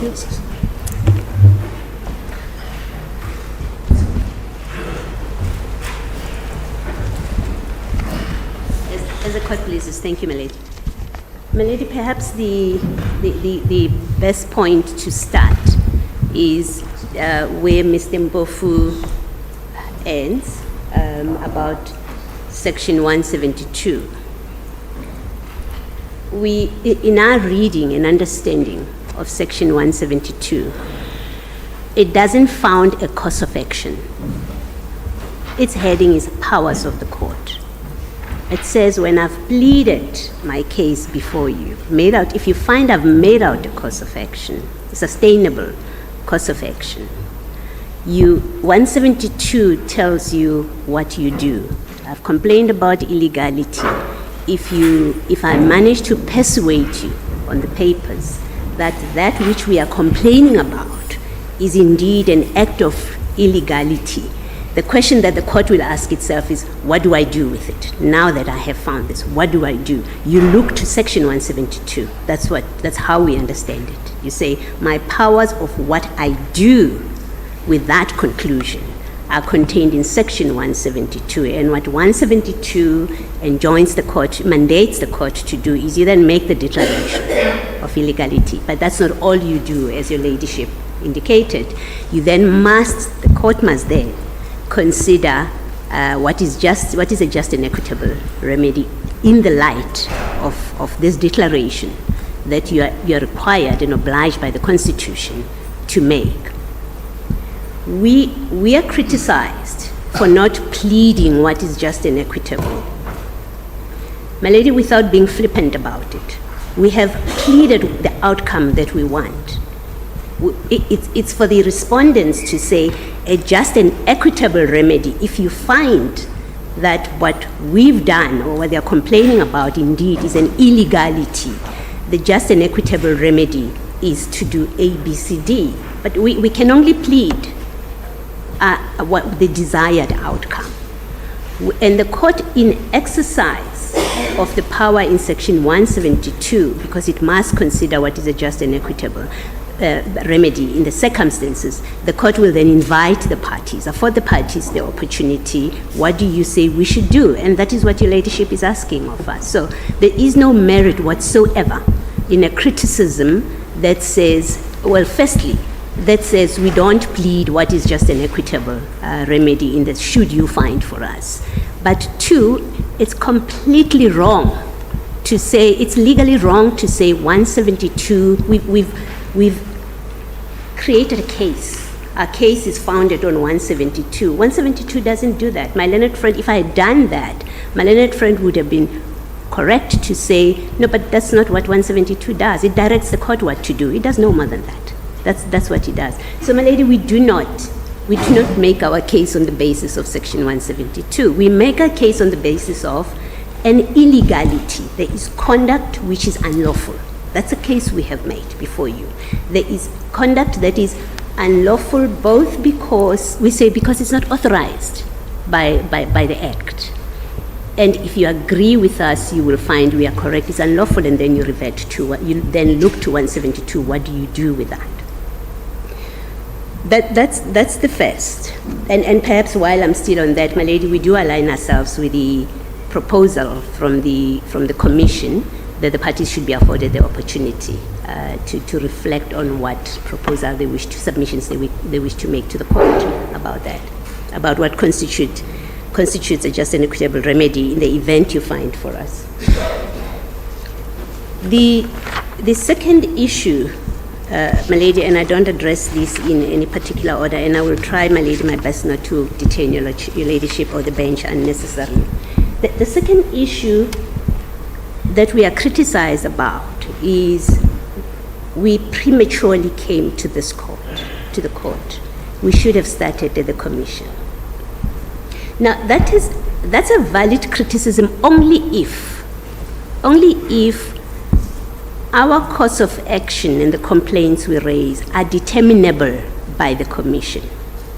Now, we know that the powers / jurisdiction of the Commission is prescribed by the Act. That doesn't include any legality review.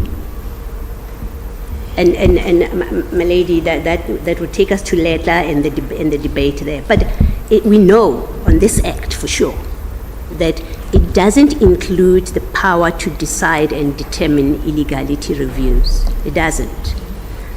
Two, it doesn't include the power to determine a virus dispute.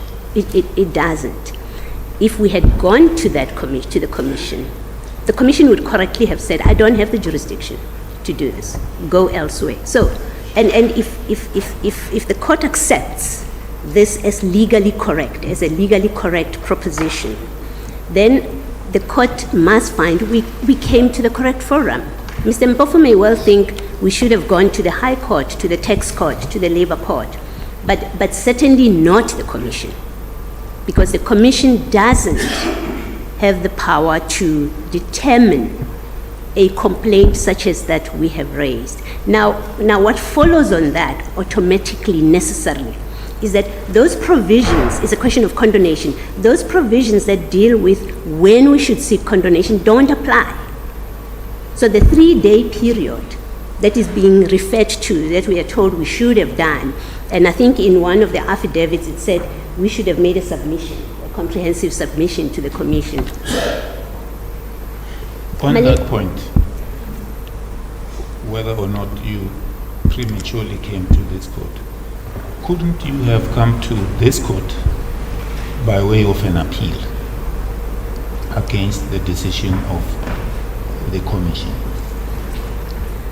If we came, well, if we came to this court by way of an appeal, we could only be appealing the decision of the acting Deputy Chief Executive Officer. That's the only decision. No, the decision of the Commission by rejecting the appeal made by the applicant. Yes. Assuming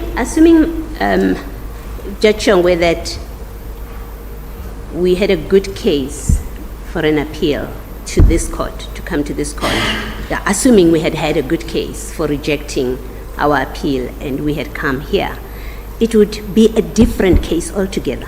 It wouldn't be... Whether or not it's a different case, I don't think it matters. Yes. The fact of the matter is that decision, in terms of ordinary stance, if you are unhappy, you come to the Electoral Court by way of an appeal. Yes.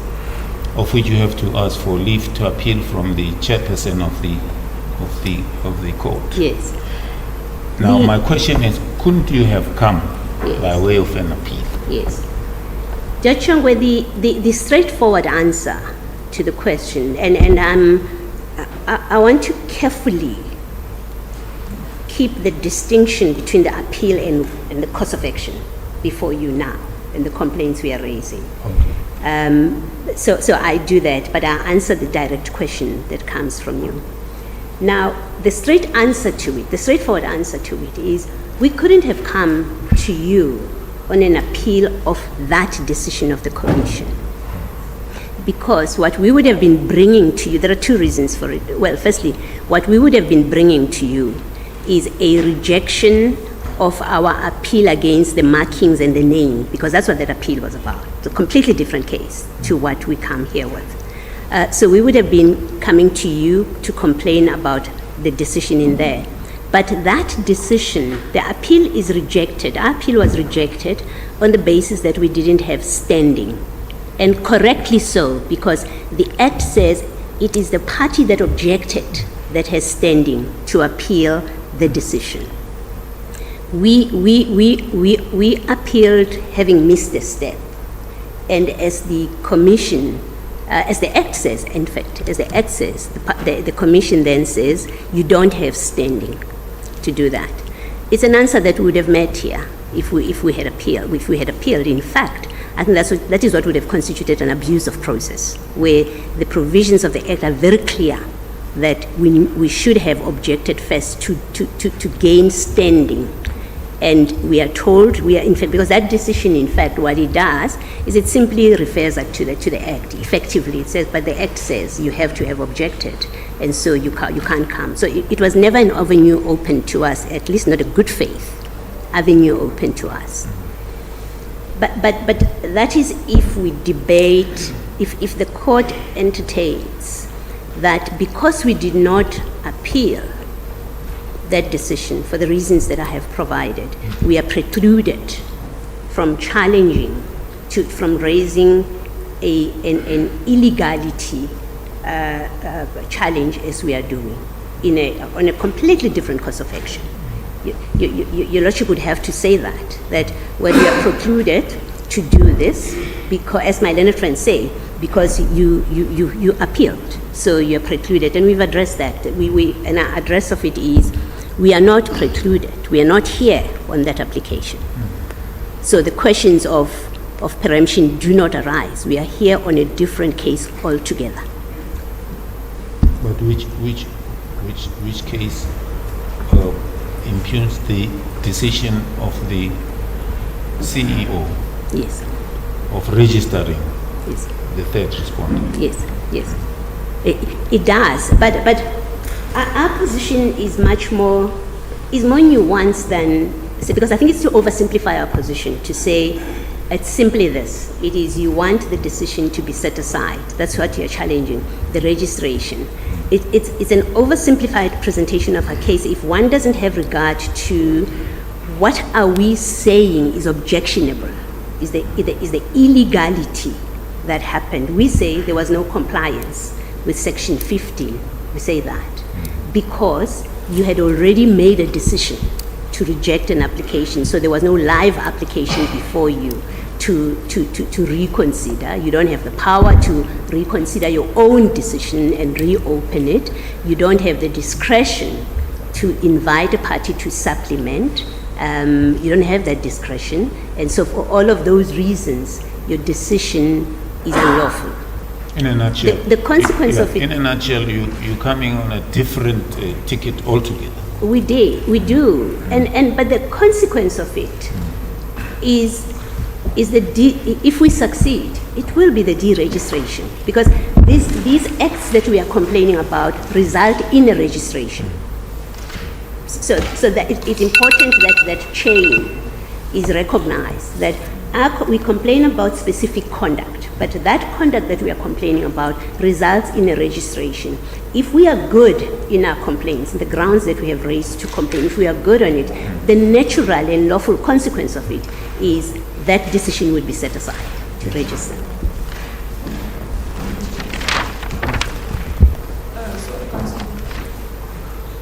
Yes, Professor. Professor, I'm sorry, I beg your pardon, I can't hear properly.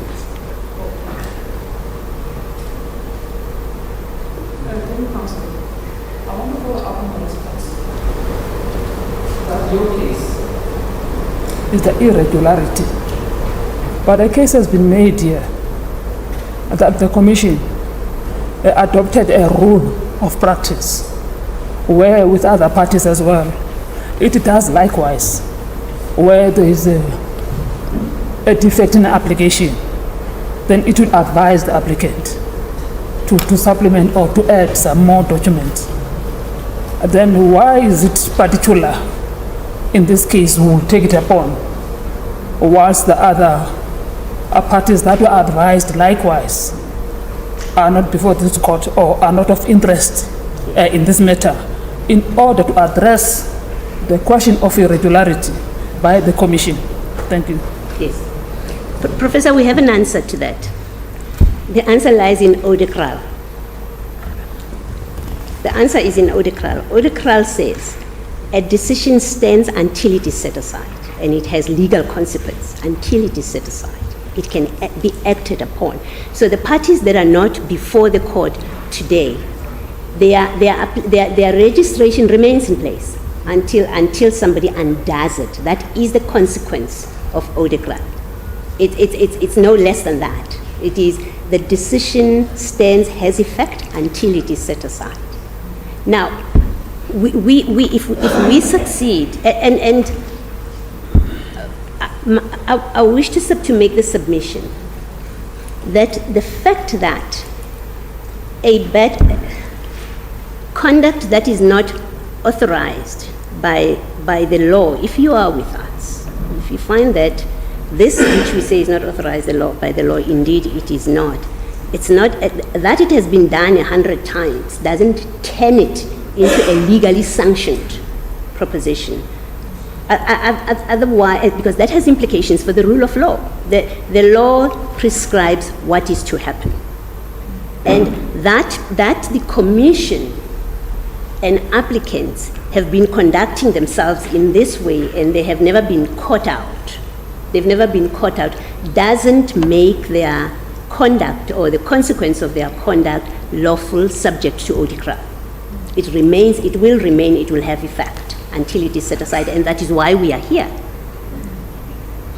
And we are criticized. I think Mr. Mpofu says we rely on Odekral, and in fact it is against us. We're not relying on Odekral. Odekral is raised by the IEC against us. They say, well, Odekral applies, that decision, that appeal decision stands.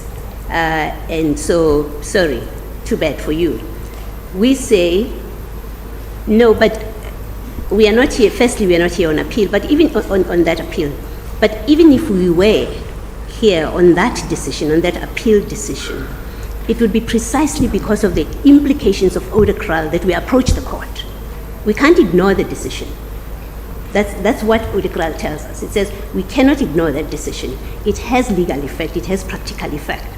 If you want, the only way of having it, of it being changed is you approach the court. So if this were that appeal, we would have been doing what Odekral implores us to do, instructs us to do, go to court if you want to change it.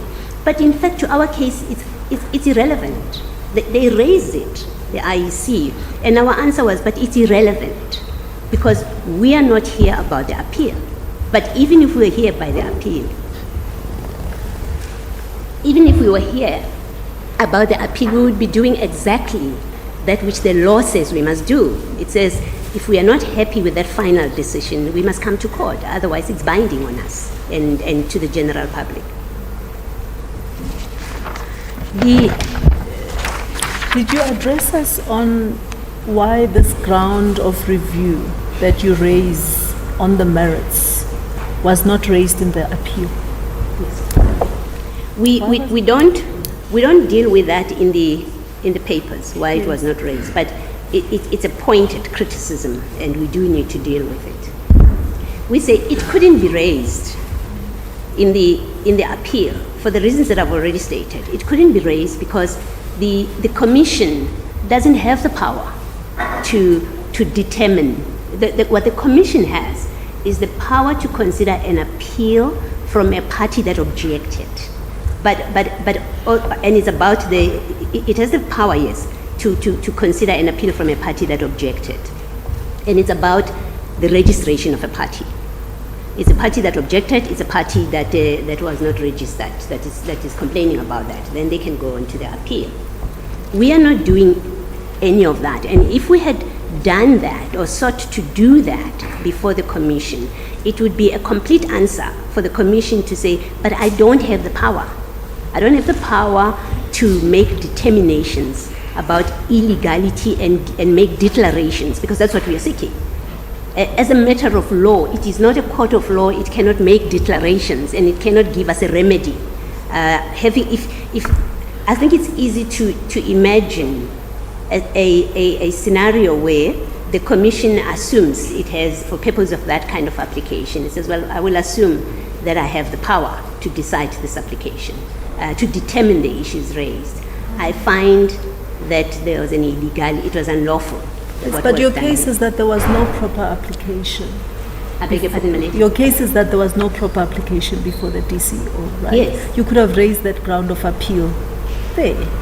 Yes, the practical reason that we couldn't have raised it there is we didn't know at the time of the appeal. And the reason we didn't know, this which we are complaining about, the reason that we didn't know, and the court must have, with respect, should have regard to that. The reason we didn't know is because what gets published by the IEC by dint of the legislation is the decision to register. Yes. That gets published. Yes.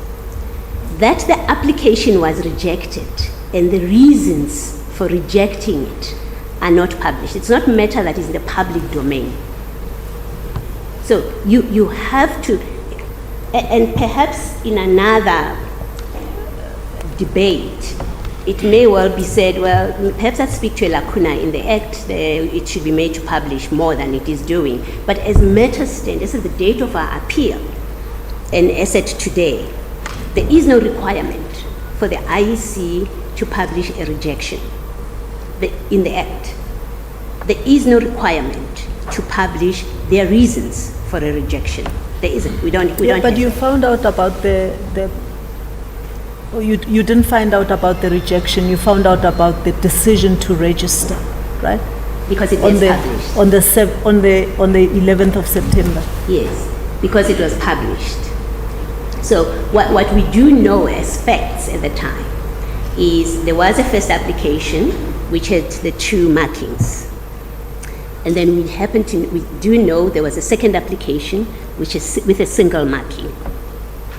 We then come to know on the 11th of September that there is an approval, there is registration. We know that.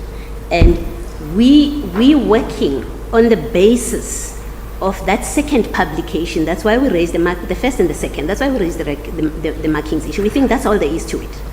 So our appeal is that which is on the basis of that which is in the public domain, which is the markings issue and the name of the organization. And those are grounds for appeal, and it could only ever be that, because that's all that we know at that point.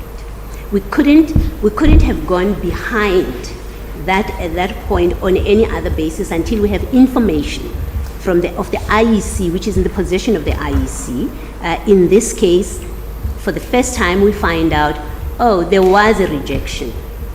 That's when we find out. For the first time in January, there was a rejection. And for the first time in January, we find out what were the reasons. We find out the reasons for the rejection.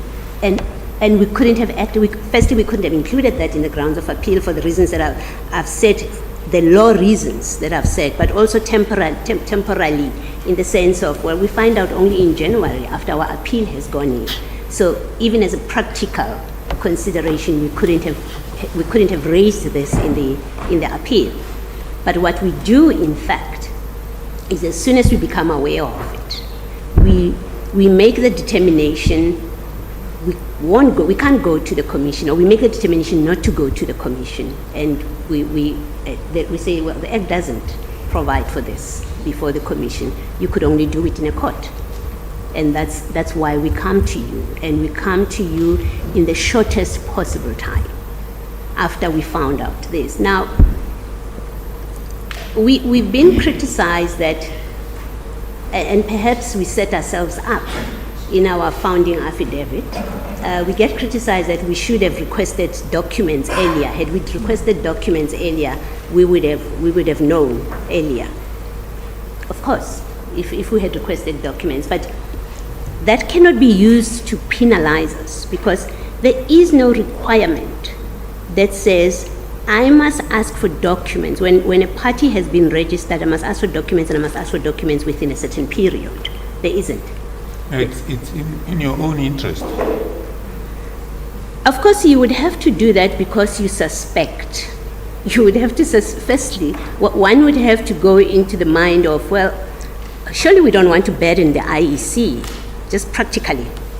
We don't want to burden the IEC with every party writing to them and saying, I want documents. So we have to take a sensible and practical approach to this criticism. And it is, our submission is, well, the sensible thing is we appealed because a decision has been made. But what we show very clearly in January is, had we known earlier that this has been done, there is this unlawfulness in this decision, of course we would have come. We would have come to court. And in fact, the fact that we appealed in itself deals with, answers fully any criticism, or rather the invoking of preemption, that, well, we clearly made it very clear that we're not happy with the decision. We are not prepared to sit with it. And we put in an appeal, in a bad appeal, because we hadn't objected. Decision was made. We set out in our affidavit that once that decision was out, we started talking to our legal people. We requested documents, we received documents, and we came to court we came to court soonest in January.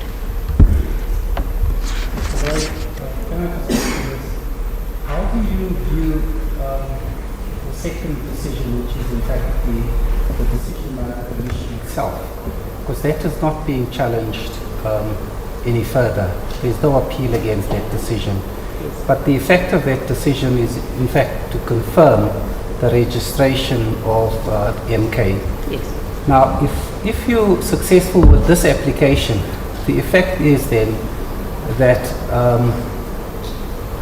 that the registration is cancelled, it's set aside, which would then in effect have the effect that it also cancels the second decision by the Commission.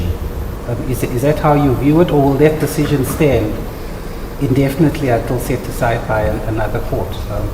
How do you visualize that panning out in the bigger scheme of things? Well, what the Commission says in its decision on appeal is, and correctly, with respect we submit, is to say that decision of the DCO stands. So what stands is not the decision of the Commission. It is the decision as with when we come to court here and in an appeal court. It is when and you're not successful. It is the lower court's decision that stands. That's that court. So that same principle applies here. Yes. This is, in fact, this is the decision. Yes, the decision is rather the reference that I'm pointed to is at page 59 of the bundle at 10. The Commission says on these two bases, the one is we don't have standing.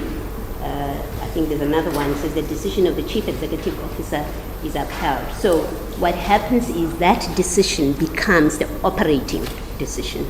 And so if we are successful, it is that decision that you're setting aside.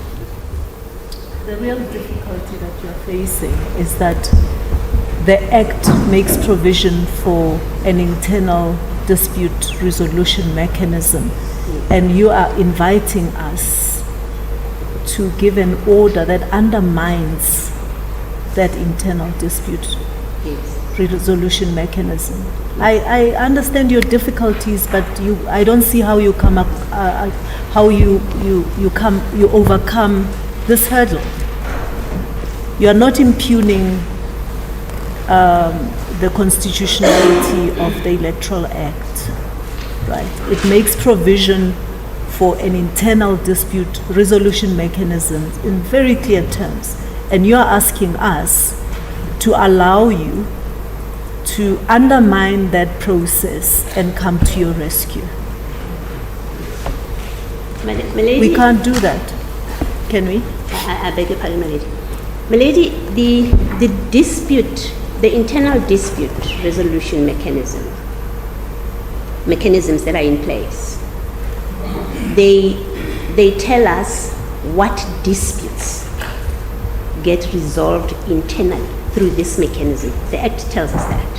What are they? So that is the question. It's not sufficient to simply say for our opponents to say that there are internal dispute resolution mechanism. That's where you go.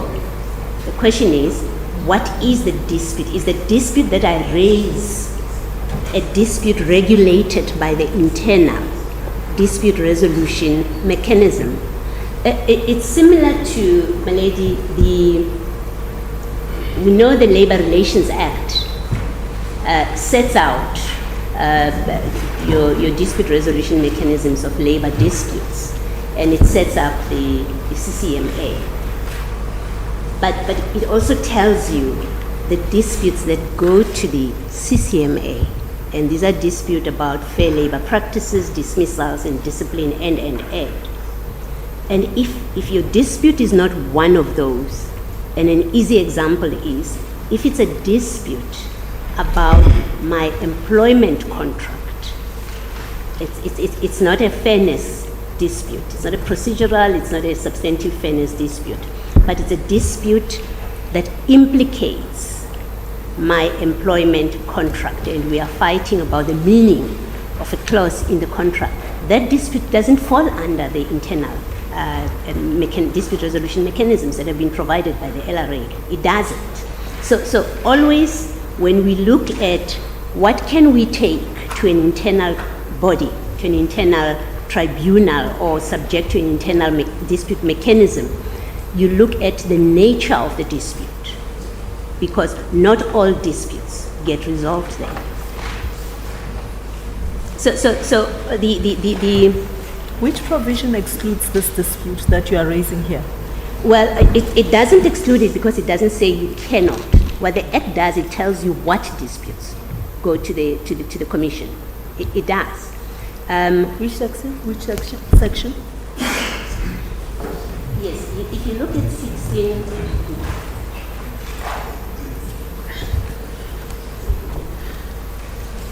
If your ladyship would benefit.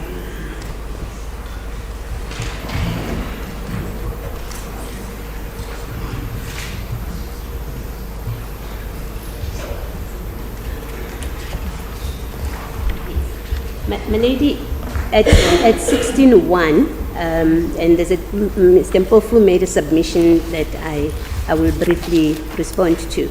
At 16.1, it says the Chief Electoral Officer may not register a party in terms of this section, and then it prescribes there.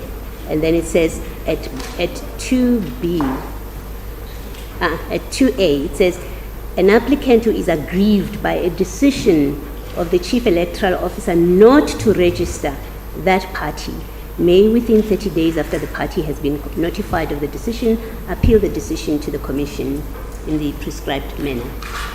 So unless we can locate our dispute within the prescripts of the Act, so it doesn't go to the Commission because this Act is silent about it. That's not how you define what goes to the Commission.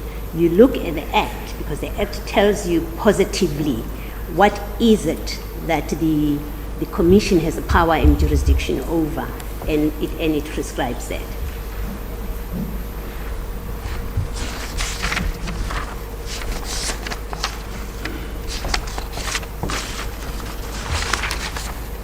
My lady, there's this question of the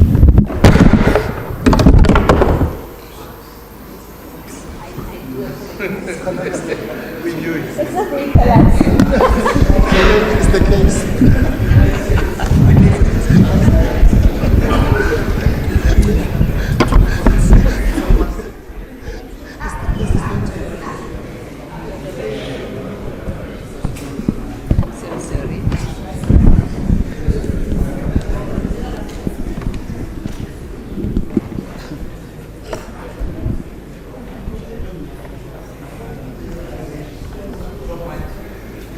My lady, more like that. My lady, there's the Judge Adams asked about the letter, the significance of the letter. Indeed, this case is about interpreting an interpretation of Section 15, whether it permits what was done here. That's what this case is about. The letter is no more than evidence of what was done. It's no more than that. Because without this letter, we don't know what was done. We don't know that there was a rejection of an application. We don't know that there was a decision that they must submit a new application. So it's no more than that. And the debate about its meaning is about whether, it's really a debate about, are we correct that this is evidence of what we assert it is? So it's no higher than that. But the more important point about this letter that Mr. Mpofu, the submissions that Mr. Mpofu makes is, well, the parties understood. He starts off by saying interpretation is an objective process. We agree with that. There's no disagreeing with that, because that's a correct position of law. And then he says, well, but the parties knew and understood what it was, and he invokes the principle that applies in contracts. But that's exactly to introduce subjectivity. Because now you go into the minds of the parties. You say, what were they intending to do? Because that's the question. It's exactly that. It is, now we are being invited, or the court is being invited, to look at what was the author of the letter doing with this. And and when the third respondent, when they received the letter, what was their understanding of the letter? And the proposition suggests, never mind the letter, an objective, never mind what you come out with on an objective consideration of the letter. Consider what the parties had in mind. That is quintessentially a subjective approach to interpretation. And the point is that sometimes interpreting an instrument, like in the context of a contract, you will look at the conduct of the parties subsequent to their agreement or that instrument having been concluded. Yes. And I think that is the point that you're making, Ms. Maloney. Yes. That letter represents the conduct of the parties, yes, in their understanding of Section 15 and yes, how it was implemented by the IEC. yes. In fact, Judge Adams, when you look at the conduct of the parties, it is when you're establishing what in fact is the contract between the parties. So you take their conduct into account together with what they have written. If the parties conduct themselves differently from what is contained in the letter, in the contract, indeed, you would come out at, yes, the contract between the party is manifested by the conduct, by the contract between them. And usually those disputes, and almost in every case, those disputes arise when parties to the contract contend for different interpretations, opposing interpretations of the conduct. And that's when you would say, well, let's look at their conduct as well. And if this is how they've been conducting themselves, then that is the contract between them.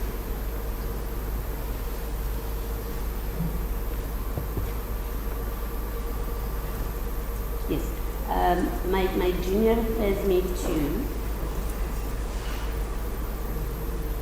to Komwenzi Security Services. It's a decision of the SCA in 2012, and it speaks to referencing the conduct of the parties at paragraph 15, and I'll just read the last part of it.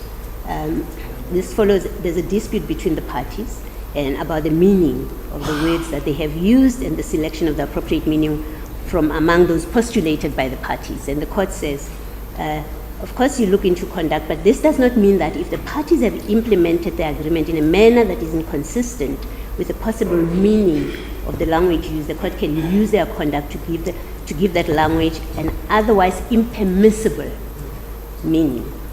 So it does attenuate my very broad submission of course, that's the end of the matter, you look at their conduct. But if looking at their conduct amounts to an impermissible meaning, then you cannot give effect to that.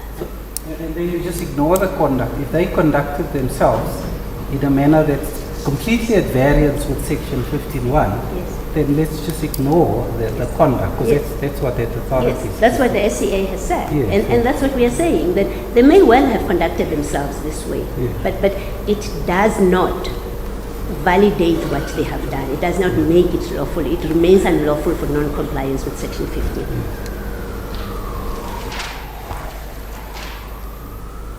My lady, there's also the submission. In fact, it's in the affidavit of the IEC that and it's about this. It's about supplementing, and the sum of it is it wouldn't have made a difference whether they submitted a new application or they merely supplemented. Because the consequence would have been the same. Suffice only to say that the no difference rule is not part of our law. The courts have spoken about that, and you've got Psychological Society, this is Twelani that speaks to that. So the no difference defense doesn't hold. It's irrelevant that it would have made a difference. It may well make a difference, have made a difference.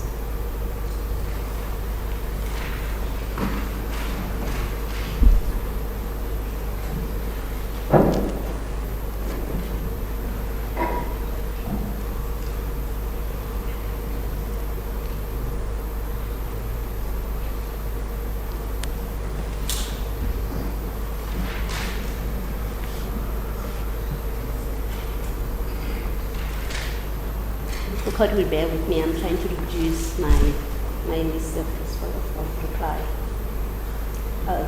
Yes, it is contended that in the replying affidavit we make a new case. We pleaded a new case. That's not so, Manage. The criticism arises because in the replying affidavit we reference the power of the High Court to give declaratory relief. But that's not to make a new case. We have pleaded in the founding affidavit why we say the court has the power to declare, and all we do in the reply with the reference to Section 21 is, well, even this gives you the power. It's really just another building block. Our case is this court does have the power to grant declaratory relief.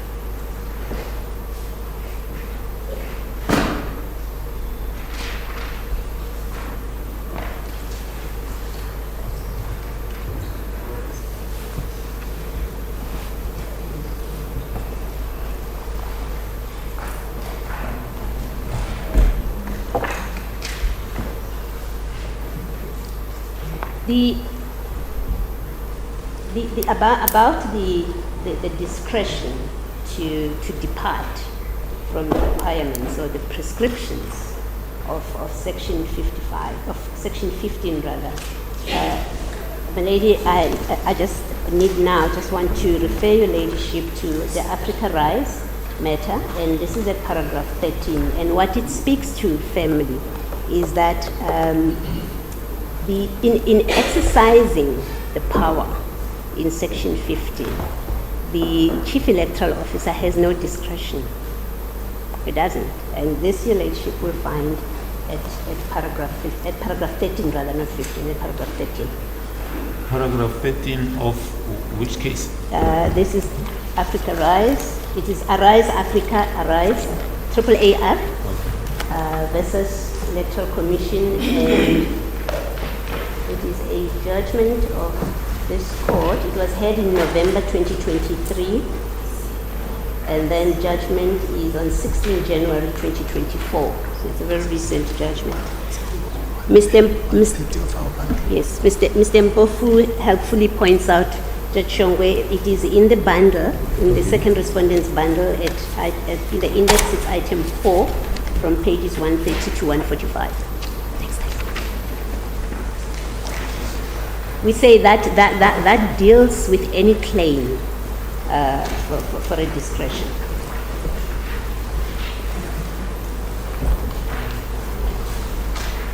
My lady, I think I am at the end of my submissions. If you would bear with me that I make sure that I haven't left anything out.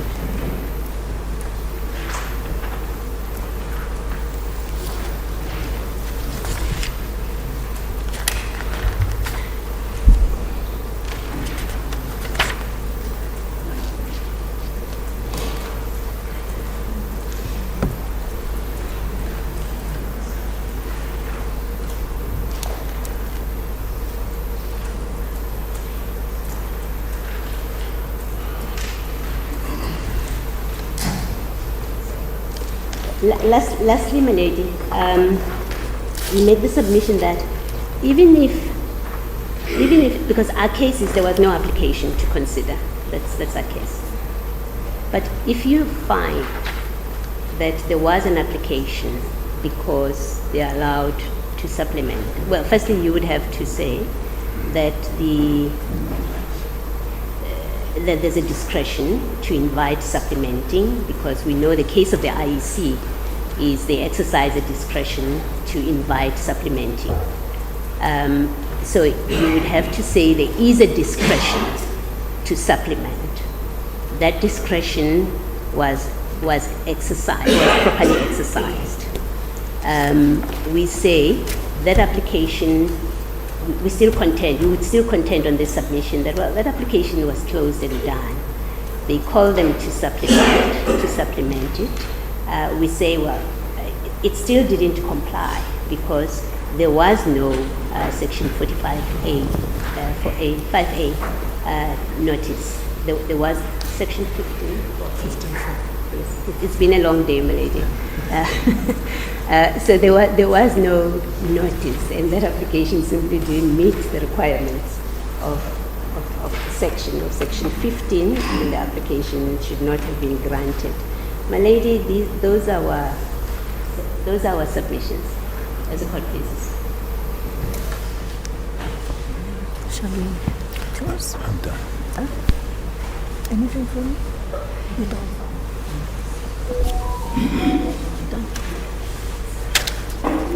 We've come to the end of today's proceedings. There are no further questions from the bench. I'd like to, on behalf of this bench, thank all the legal representatives for the parties for their assistance. We are reserving judgment, and through the registrar of the Electoral Court, your attorneys will be notified when judgment will be delivered and the mode of delivery. We're also indebted to the court on behalf of my colleagues.